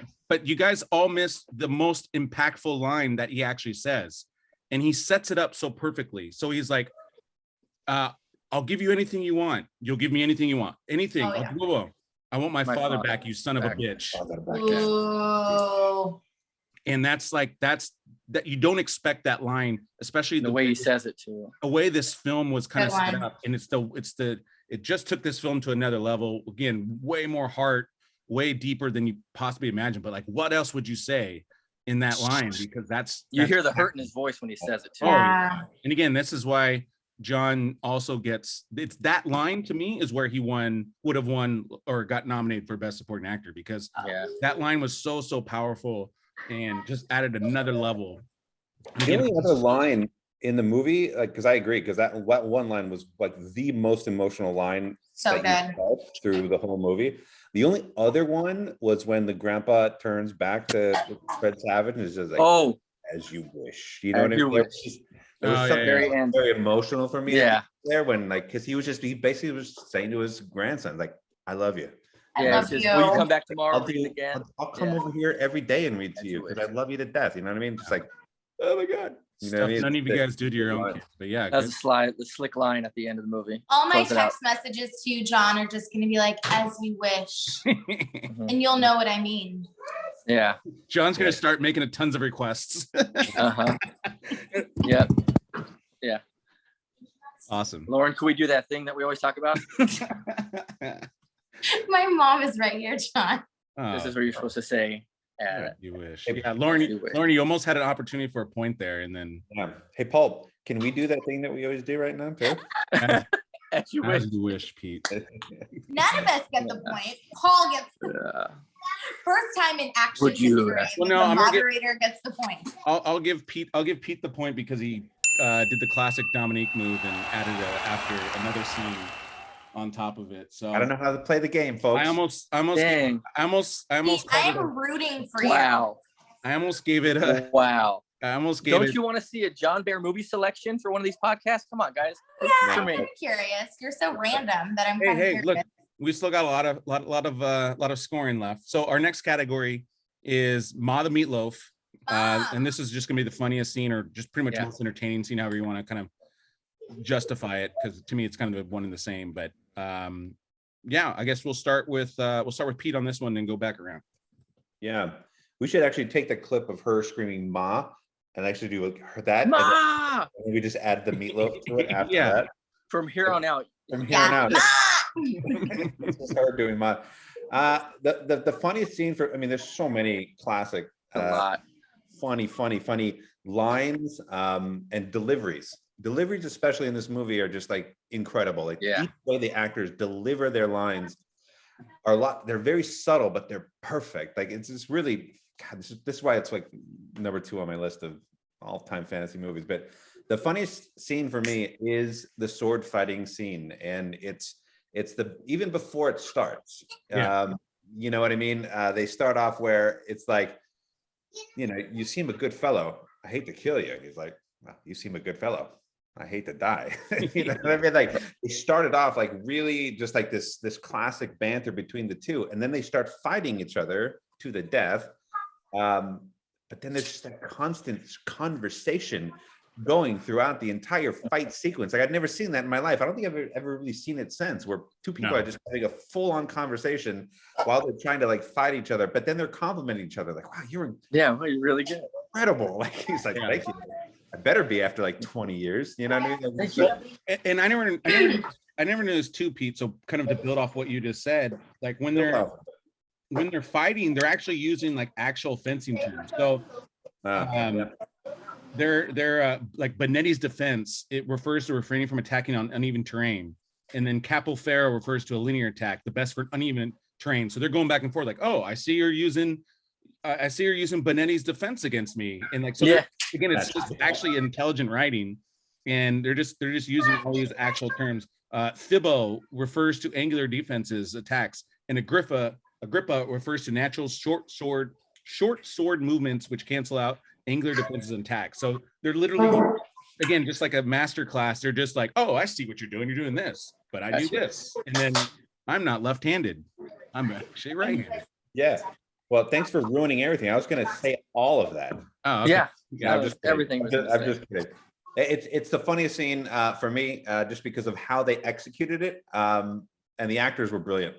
Yeah, absolutely. Okay, well, let's go to John. Let's go to John next. What's going on over there? Let's go to John next. Let's go to John, we might have some technical. I'm just taking Ma the Meatloaf that moment. It's a Billy Crystal, Miracle Max. Just have fun storming the castle. Yeah. It's that moment, you know. That's just Billy at his finest. It's why he's cast on this. You know, he probably improvised a line. Maybe he didn't. I don't know. But it just wraps up that just little cameo scene that happens. It's a classic line. I've said it. I don't know too many people that say it nowadays. Maybe we'll get it going again. But have fun storming the castle. Just a good way to say farewell. Love it. God, John, that's so funny because I literally say that every time like somebody like says goodbye to me. I always say like, all right, well, have fun storming the castle, and it's one of those lines where I know that I've just met a Princess Bride fan, because if they don't respond to it, then I know that like what? Yeah, I know that I don't need to bother with them at all. But if they turn and respond to it and laugh and go, oh my God, Princess Bride, I'm like, I can hang out with you. You're cool. Yeah, because it's so just matter of fact. But again, it's like Billy Crystal, and the way he delivers it is so. Next time if you say goodbye to me and you say that, I'll say as you wish. Yeah. Yeah, exactly. There's so much love on this podcast. This just brought you guys so much closer. I love that. Yeah. All right, Lauren. Hopefully you're ready now. You okay over there? Well, just taking care of kids and doing a podcast. Thanks, John. It was a tough one for me because I love the little banter back and forth when they're doing like the poison scene, and I just was getting so confused and anyways, that's not my favorite one. My favorite one is between Billy Crystal and Carol Kane. When they're just their whole back and forth of a married couple, and he's doing his little thing, and then here she comes and she starts telling a story, and then she says Humperdinck's name, and he's like, don't say that name, and then she's like, Humperdinck, and she's chasing him around the house Humperdinck, and I'm just oh my gosh, this is true love. I love their dynamic, and again, it's just such this short scene, but being married and just being able to relate to them, and they're just little their little back and forth jabs at each other. I'm they're gonna last a long time. Yeah, well, they're in it for the long haul. They're when this that's the second love story within a love story of the movie. Oh, look at you. Okay. But yeah, I mean, I'm kind of with Pete. I think that sword fight just really encompasses the brilliance of the writing. Again, not with just the banter, but we've never seen a scene like that between two opposing enemies, and we're set up a certain way. And this is before we really I guess do we know I think this is right when we kind of figure out, okay, this is actually Carrie Illes, but Carrie Illes? Ilwes. I said what? W. His name is taking many forms. I know. That's so hard, man. But so Pete, what I wish you would have mentioned is before he's even on top of the mountain, the dialogue. So when he's climbing up, Inigo Montoya is like practicing before that, and he's just like getting impatient, and he's like, "Hey, no, look, I hate to rush you here, but you know, is there any way you can kind of speed this up? Like I'm ready to go, bro." It's harder than it looks. Yeah, and he's like, "You can throw me a rope if you want, you know." Like, let's just clarify. Yeah. I didn't forget to say it, but like, how much of the movie do you want me to talk about in one given segment? You know what I mean? Because I could have literally started at the beginning of the movie and talked all the way. Well, I mean, these are the decisions you have to make here to get a point, Pete. This is what you got to decide. So you are killing it right now. I see a comeback for you. Man. Oh God. But I'll say, Shut up, John. oh, I loved everybody's answer. But I'm going with Pete just because that's what I wrote as well. And I think if there's only one scene you can take from this movie, and it's probably the most rewatched scene of this movie. But before I even award the point, I also just want to give shout out to Wallace Shawn, because like you're saying, like his banter and you know the way he just executes all of his lines. I mean, he's so brilliant the way He's so good. Yeah. And just even the scene when he's sitting down, like where he's just constantly overthinking everything, and you're just like, what? Like, I know. I was so confused. I was like, wait, where's the poison? I don't know. He's confusing me. But the best line, never going against a Sicilian. Death is on the line. Yeah. And then that laugh afterwards is just it's brilliant. Yeah. But even more brilliant writing was the actual answer was, oh, I poisoned them both. I've been spending the last 2 years learning to build tolerance against building up an immunity. Yeah, because you're thinking the whole time, you're like, all right, well, so yeah, like he basically refuted every single option, right? So like, what is the could not have been a better answer than what Carrie said. Oh, sure. But I mean, that's the brilliance of that movie. Like we were talking about it earlier, where they take they go through a scene, and then the very last thing that they say is something that kind of blends into something else, and it's like it flows so well. Yeah, that's the perfect way to kind of end that scene, to kind of go, yeah, well, I just kind of did the both, you know, my immunity. Like, yeah, exactly. Awesome. All right, so yeah, we'll give I'm gonna give the point to Pete on that one. So he takes the lead 4-3 to John, with Lauren with 1. Yeah. So here we go. All right, guys. So you're rooting for him. Now we have. Well, you're over there like, I'm so good. So this is pretty much it, guys. This is the last chance. We're either gonna get a tie or Pete's gonna take this. I mean, Lauren can play spoiler alert, I guess, is her role here. But yeah. Oh no, I'm sorry. We got two more questions. Two more, right? Two more. My fault. Let me just predict that what the best line of the movie is for everybody here. Oh yeah. Oh yeah. Should we have John reenact it? We saw how well that went the first time. No. I'll be the grandpa. We'll see, because the one I actually wrote down. If anybody gets this one, then I'm gonna put it. Then I'm gonna. Oh my God! If anyone gets it, then they should just win the whole thing. Possible. Big. So yes. So our next category is line, please. And yeah, this is pretty much name your best quote. Obviously, this film is filled with tons of them. Super quotable. Tons. Super quotable. There's tons. There's really no wrong answer in this. So I'm just gonna, whoever kind of gives me the best vibe on theirs, right, we go. So we're gonna start, I think, with John on this one, right? Yeah, so we can't say the line from earlier. All right, is that? Yeah, you can. Right, yeah. We know that's the best. It's about your it's not about the line as opposed to your explanation. Okay, I just like the moment of love in this movie, where Wesley and Buttercup finally reunite, and he says something along the lines of like, I told you I'd always come for you. Why didn't you wait for me? And she's like, well, you were dead. And he says, death cannot stop true love. It can only delay it for a while. And that was like that moment in the music. That's that music in the background, the score. And it's the defining moment of love. And they look eye to eye. You are such a romantic. Hustled on the grass. Whoever's married to John Barrett. Lauren. Wow. Whoever was lucky enough to could only delay it for a while. Her hand. Wow. Who knew? Good. I whisper this in your ear sometimes, just so you know. while you're sleeping, so you don't even know what's going on. Yeah, it's like while you're chasing me around saying Humperdinck, Humperdinck, Humperdinck, and saying lines like this. Yeah, that's the day. John, you're smooth. You're really trying to win this, and this is not at all who John is. That's how he met Lauren, by the way. Yes. She started yelling out Humperdinck, Humperdinck, Humperdinck, and had a margarita wine cooler. So. And he just kept talking about like the endless bounds of true love, and yeah, and I said, it will always bring us back together, and it did. The next day at the Cheesecake Factory. Did. John said, "Humperdinck can't stop true love." I'm done.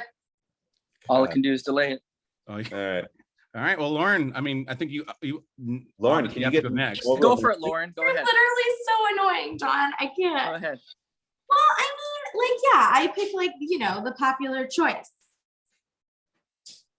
Which is what? Hey, do it, Lauren. Is what? My name is Inigo Montoya. You killed my father. Tony Montana. Tony Montana. My name is Tony Montana. The Scarface. Yeah, John gets the award for the widest. Alfreda, another Quaalude. Another Modelo. Anna. That's it. That's my It's one. a great line. I had, It is. It's so good. No, it's fantastic. And not being like the mega fans that clearly you and Pete are, John. Romantics that we are. Yeah. Okay, That's my line. Pete, what do you got? Well, unless I'm wrong, and I'm never wrong. Oh gosh. The greatest line in this movie is "As you wish." It's you As can't take any other line. It's the most popular and more meaningful, and it's spread throughout the book ended. Mm-hmm. It is at the beginning. They say it at the end. So fun facts. As you wish. Wow, I cannot pronounce tonight. As you wish. As you wish. As you wish. Sean Connery. Is said 7 times, 4 by Wesley, 3 by the grandfather. Inconceivable is said 5 times. And the famous line, "My name is Inigo Montoya," is said 6 times. So a little bit of fun facts there. So the one I wrote down, and there's 2 really off the beaten path quotes that I chose. But no more rhymes. I mean it. Melwedge. Anybody want a peanut? Want a peanut? Oh, He would always say that line. I thought that was the one you were gonna say, Pete. No. Pete would always. I mean, you could say every line. Yeah. And then Mawed. It's what brings us together. I say that at every wedding. And Wav. True. Wow. Wav. Oh my God. Yeah, apparently that guy was named was based off of a Chicago priest that made William Goldman laugh. That was another one of those moments in the movie where all of a sudden that scene happened and you think it's going to be like a normal wedding, yeah. And he just starts opening his mouth and you're just like you're just in hysterics. Yeah, you're just like, what's happening right now? Another one of those like classic moments that just kind of so fun. Awesome. So I'm gonna go with John Baird because tied it up. Yeah. Mother. I didn't actually. Pete had like the easy answer and it was nice. But yeah, John, but I even added a second great quote from Princess Bride. Unless I'm wrong. John had the best explanation. Wrong. John had the best delivered. John had the best explanation on that one. Oh, the romantic that he is, no one stood a chance. Yeah, exactly. Yeah. So guys, you're gonna as you wish that ass later. We have a tie ball game going into the final category, which is director's chair. What would you change about this film? And I'm not gonna lie, guys, this is tough. Look, guys, I know. Really I actually hate this question. Guys, I'm gonna start. I got one thing. I don't have one. Yeah, there's nothing specifically. I mean, the only thing I would love the music to be a little bit more modern. It sounded like kind of, especially for that time, it sounded very keyboardy. I like the normal theme, but I kind of wish it was a little bit, but I know the budget obviously probably did. That's my thing was the budget. Yeah. Instead of 16 million, give them 17 or 18 million. Because there are some. Well, I mean, look at the scene in the ocean. You know, obviously, seems like it's on a soundstage somewhere where they're looking back and the boat's coming at you. So I just wanted a little bit more budget. But then again, like I don't know if we want that now because looking back, we like the cheesiness Yeah. of some of the backdrops, some of the set was obviously that, you could tell they ran out of budget. And the fencing scene, some of that backdrop could have been different. Oh, for sure.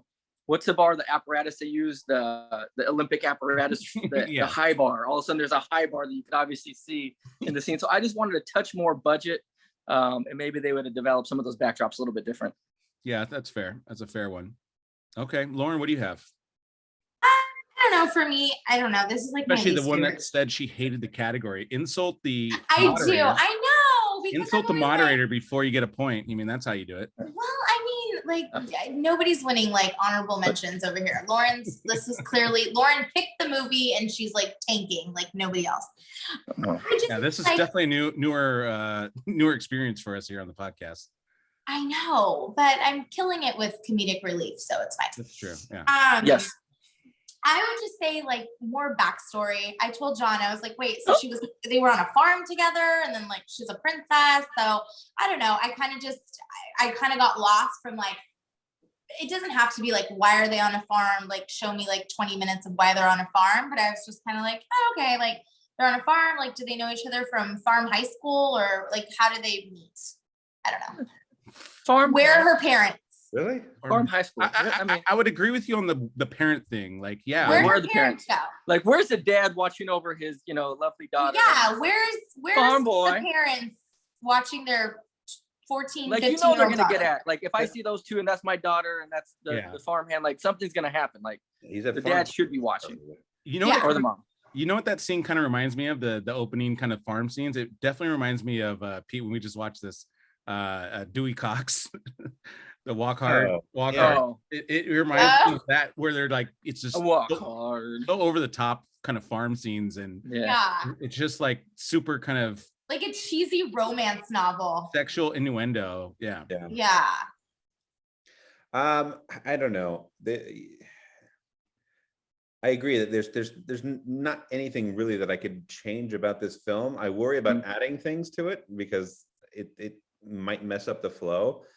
Budget, I mean, everybody wants more of a budget. So I mean just a little bit more. So your answer is basic, John. Yeah. No, it's not. Well, take for instance, let me defend my own. It's Pete's turn.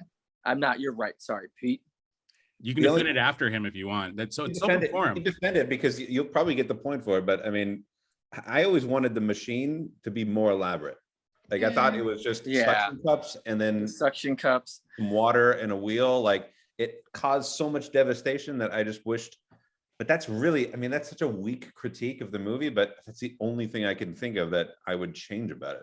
But you know what's funny, Pete, is apparently they had so much problem with that shitty construction. Like that's funny. It kept like unsuctioning, and like Rob Reiner was having issues with these. Like this does not look like. So that's actually like Rob Reiner's one of his biggest complaints was like there wasn't a big cupping market back then for them to pull some advice. Oh my God. Yeah. But I don't know if I read one of the James Bond writers used something similar and just actually made it better and used that. I don't know if I read that, but something similar to that. But John, my final defense for my point though about the budget is the scene, almost kind of Trojan horse scene at the very end. It's just a little bit more money because they're wheeling Andre the Giant in on this apparatus and stilts. And obviously when they show a couple of front shots, it's not Andre the Giant's head in the cloak. And then they show close up and his head's there and he's on fire all around him. They keep pulling back and forth from that shot. And the dread part. Yeah, they could have done give him like 100,000 more to do something there. Well, to Andre the Giant's defense here, he's scared of fire or what? No, he had huge back problems. He had huge back problems. So, he like the scene where he's lifting them up on the thing. That's he all harnessed himself. Like he couldn't physically actually carry all of them because he had such a bad back from wrestling. So they had to. That's why he almost didn't be this role, was his health condition. Like he was in such bad shape that almost everything that they had to do, they had to kind of basically cheat around it. So, I mean, it's probably pay for the chiropractor on set, help him out. Nah, it's more than chiropractor. It was like debilitating back. I mean, that's kind of why he went down, Went on disability after that. Yeah. He was throwing rocks in the movie. I'm sure he could have done the same. Those weren't real rocks there, buddy. Those are also That I did not know. fiberglass or whatever styrofoam rocks. Like, no, I mean, he physically, he physically, like, that's why he kind of like, he can barely walk. I mean, physically, he's in bad condition in this movie, which is, again, why he almost didn't do this role. That was his biggest challenge, was like, dude, I can't, I mean, he's in so much pain, which is why he would drink a lot. You have to watch I've got to watch the documentary. Got to watch the documentary, because you get so much backstory. Then when you watch it, you're just like, oh, okay, I can see that now. Like, oh, that makes more sense. Like, yeah, it's actually kind of crazy. But I think ultimately, you know, you got to appreciate him for going through it, because to someone's point earlier, this is just not the same film without him. And I mean, that's Rob Reiner's. I mean, he wanted him, and there literally is probably no one else on earth that could have done that role at that time. So we're definitely blessed to have that. Okay, so who am I going to give my vote to? Well, I'm not going to lie, guys. This was probably my toughest one to make a judgment on. But Pete, you were close. I just needed more from you. Oh my God. John had a little bit better explanation. I actually liked your pick better, but your explanation was so poor. Like, his explanation was, boy, it would be great if you had more money. Gee, it doesn't everybody in the then he gave world examples every moment in their life. No, but he gave examples. So if we write in a paper, Pete, he gave good examples. And you know, that's how you write a paper. Like, this is like ocean chase, the fencing backdrop. Yeah, this is like English. I had the same answer as the director of this film. Whatever. I was changing nothing. And Pete, if you would have said that, you would have gotten the point. But your explanation was not good enough. I know the movie, but I'm not a historian. So well, you could have done the 12-minute research that I did on it, and you can also listen to the audiobook that I bought that you have access to, that I already told you to Is that on the Amazon account? No, it's a separate one. It's on Audible. Audible. My Audible account. Yeah. I'll figure it out. Yeah, I can get you that. We'll hack into that. Yeah, we'll hack into that. I got a couple credits on Audible for the month, so we good. Yeah. It's actually a good read though, but it's written by our boy Carrie, and it's called As You Wish, and it's it tells clever. Oh my God. It's a lot of the backstory on it. So now I'm really curious. I'm really curious about what the next movie is. Yeah, so I'm curious too. So first of all, congratulations to John Cardiel. He First won time winner. 5-4. First time winner, long time caller. Yeah. Thank you. Very good. Just want to thank the board. Want to thank the Academy. Thank my family. I love it. John, as you wish. Thank you. As you wish, John. Ooh, so I have to pick a film now. Friggin' wish, John. I'm not gonna lie. I'm like nervous and my heart's beating. There's so many films I want to pick. When I give you a second, let me go over some quick fun facts. I'm just gonna give you a couple more. Okay. I went through most of these, but I found this super interesting and never knew this. But the giant rodents, There are rodents, people in them, right? yeah, there's actual people inside of them. Yeah. I was like, what? Yeah, and then one of them was late the next day. He got caught the night before. He was speeding from a bar, and he actually got put in jail for a few hours for drinking because the officer didn't believe he was an actor playing a rat. I'm a big rat. Yeah, exactly. I thought that was interesting. Robin Wright and Carrie Illes were smitten with each other during filming and naturally helping their chemistry in the movie. Illes said he couldn't concentrate on much of anything after that first encounter with Robin, which again is one of the reasons, and this is in the book, but that was 100% why she was cast. Was most of the people who were all making decisions, Robin Wright just like popped off on screen in terms of like, they're like, wow, like who is this girl? So, and yeah, I mean, she looks amazing. She still looks amazing, by the way. She's aged very well. We already talked about Schwarzenegger playing Fezzik. There's a scene. William Goldman was on set during the flame burst scenes in the forest, and Robin Wright's dress caught on fire. And obviously, he wrote the script, but he was caught up in the moment, and he shouted, "His dress are on fire!" And it literally ruined the take. And so I find that kind of awesome, where it's just like you just get so kind of engulfed in the scene itself. Mandy Patinkin and Carrie both trained for months with Peter Diamond and Bob Anderson. Peter Diamond, I believe, was did the lightsaber battles in Star Wars, and worked in Olympics, Bond, Lord of the Rings, Indiana Jones, and so they really really prepped. Like that's the Carrie talks about it in the book, but it's like it was the hardest. They legitimately trained so that they wanted the scenes to look so good, and I do think it actually looks pretty good when it comes to the fencing. It's really really good. John had mentioned it. Wallace Shawn was he kind of heard that he's the second choice, and so he was kind of paranoid the whole film that he was going to get fired the whole time, and so he kind of didn't have that confidence that you should have. But apparently that's why he was so sweaty. Yeah, exactly. Yeah, he was actually super sweating during the film just because he also wasn't Sicilian too, and so that was like he was just kind of worried about everything. But again, it's so funny because you look at him now, it's like, but you're perfect because you're not perfect in a way, and then just everything about him, he just adds so much to that role. And that lisp that he does, like exactly. It's just like the funniest thing ever. Yeah, and a Sicilian. Christopher Guest, he plays. I love Christopher Guest. I forget about him, but he went on to do tons of things. Yeah, he's a big time comedian. But he plays a count in the film, but in real life, he's actually a baron. He's the 5th Baron, Hayden Guest of Sailing in Essex in the United Kingdom. Huh. So, yeah. Oh, and then again, going back to Carrie and Robin Wright, they were so reluctant to end their time on the film that during their final shared scene, the horseback kiss, one or the other of them would keep requesting another take for all sorts of made up reasons. Oh my God. That's how you do it, actors. So romantic. I could see John. Oh my God. She shouldn't have married Sean Penn. She should have married Carrie Elwes. Elle Woods. Oh. Okay, John. Well, I've definitely stalled long enough here for my audience. Oh no.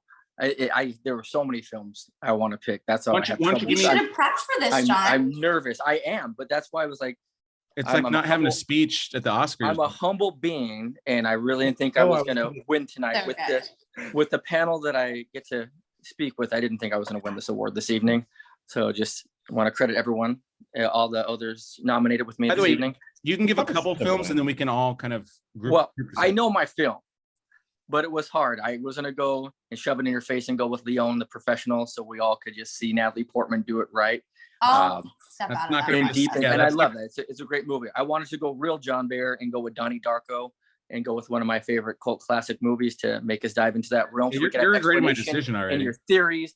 Yeah, I have Pulp Fiction as like my classic. I want to go with we're trying to get an audience here. We need popular movies. I know. I wanted to go with something that I love, like Vegas Vacation. I wanted to go Vegas Vacation. Vegas Vacation, not European Vacation or Vacation. I like all those, but Vegas, Mr. Papa Giorgio, so we're not going to go with these movies. Hey, we're not going to go with Platoon, which I would think would be a great movie to go with Platoon. Like, I want to really go there. I definitely want to go. I want to visit The Doors, and especially talk about the movie with Pete. But we're not going to do The Doors. So I'm going when I said keep it simple, go with True My Heart. So we're gonna do the Goonies, guys. Oh shit! Okay, we're going Goonies. All right. Okay. Yeah, Lauren. Goonies never say die. Yeah, I'll watch the kids on that night. You got a babysitter. Dare you? Yeah, we got a babysitter. Okay. Yeah. At least now we won't have these interruptions. There's a lot of people that got excited when they heard the Goonies right now, just so you know. Yeah. Goonies is a great one. Goonies is a great one. We'll definitely do the Goonies. We may need to unfortunately find a replacement for Lauren, but we have some other collaborations where we'll get Lauren back on. So Lauren, don't hold your head down today. Even though this was your I need a platform where I can shine. So I definitely know, my strengths. Well, this was not it. Yeah, it's you picked it. It's your pick, which I don't understand. What I was thinking. I don't know what I was thinking. I really wasn't. I should have picked like Legally Blonde or 13 Going on 30, something cool. Yeah. But the next movie that we do with Lauren though should be like The Neverending Story, because that will force her to go and see this classic, amazing movie. I know. There should be like a spin-off podcast, like never seen Top Gun, never seen Karate Kid, never seen any of the Star Wars movies.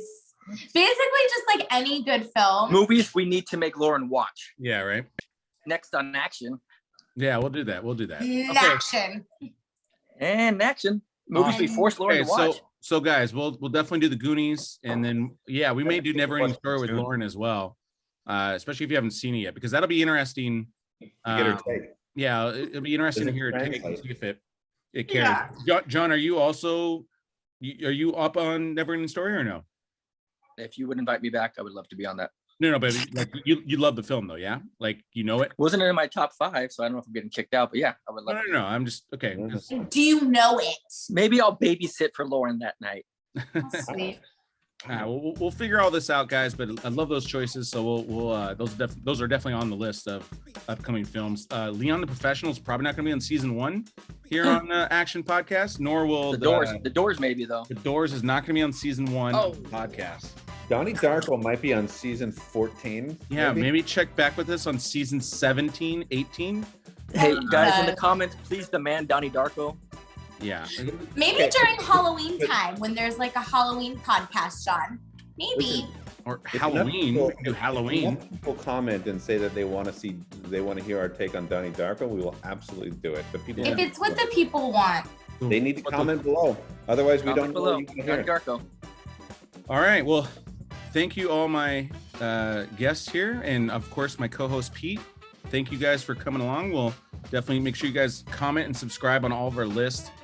We definitely want to hear your opinions on what your favorite ones. What did we miss? Although I think we nailed some of these with the honorable mentions. But yeah, give us your list. Also, just mention other films that you'd like to have us review. If you haven't caught, if you haven't got the other podcast with John and Lauren, they did Toy Story with us, which did really well. So make sure you check that out. And then we've got Back to the Future on the horizon. And so, yeah, make sure you like, subscribe.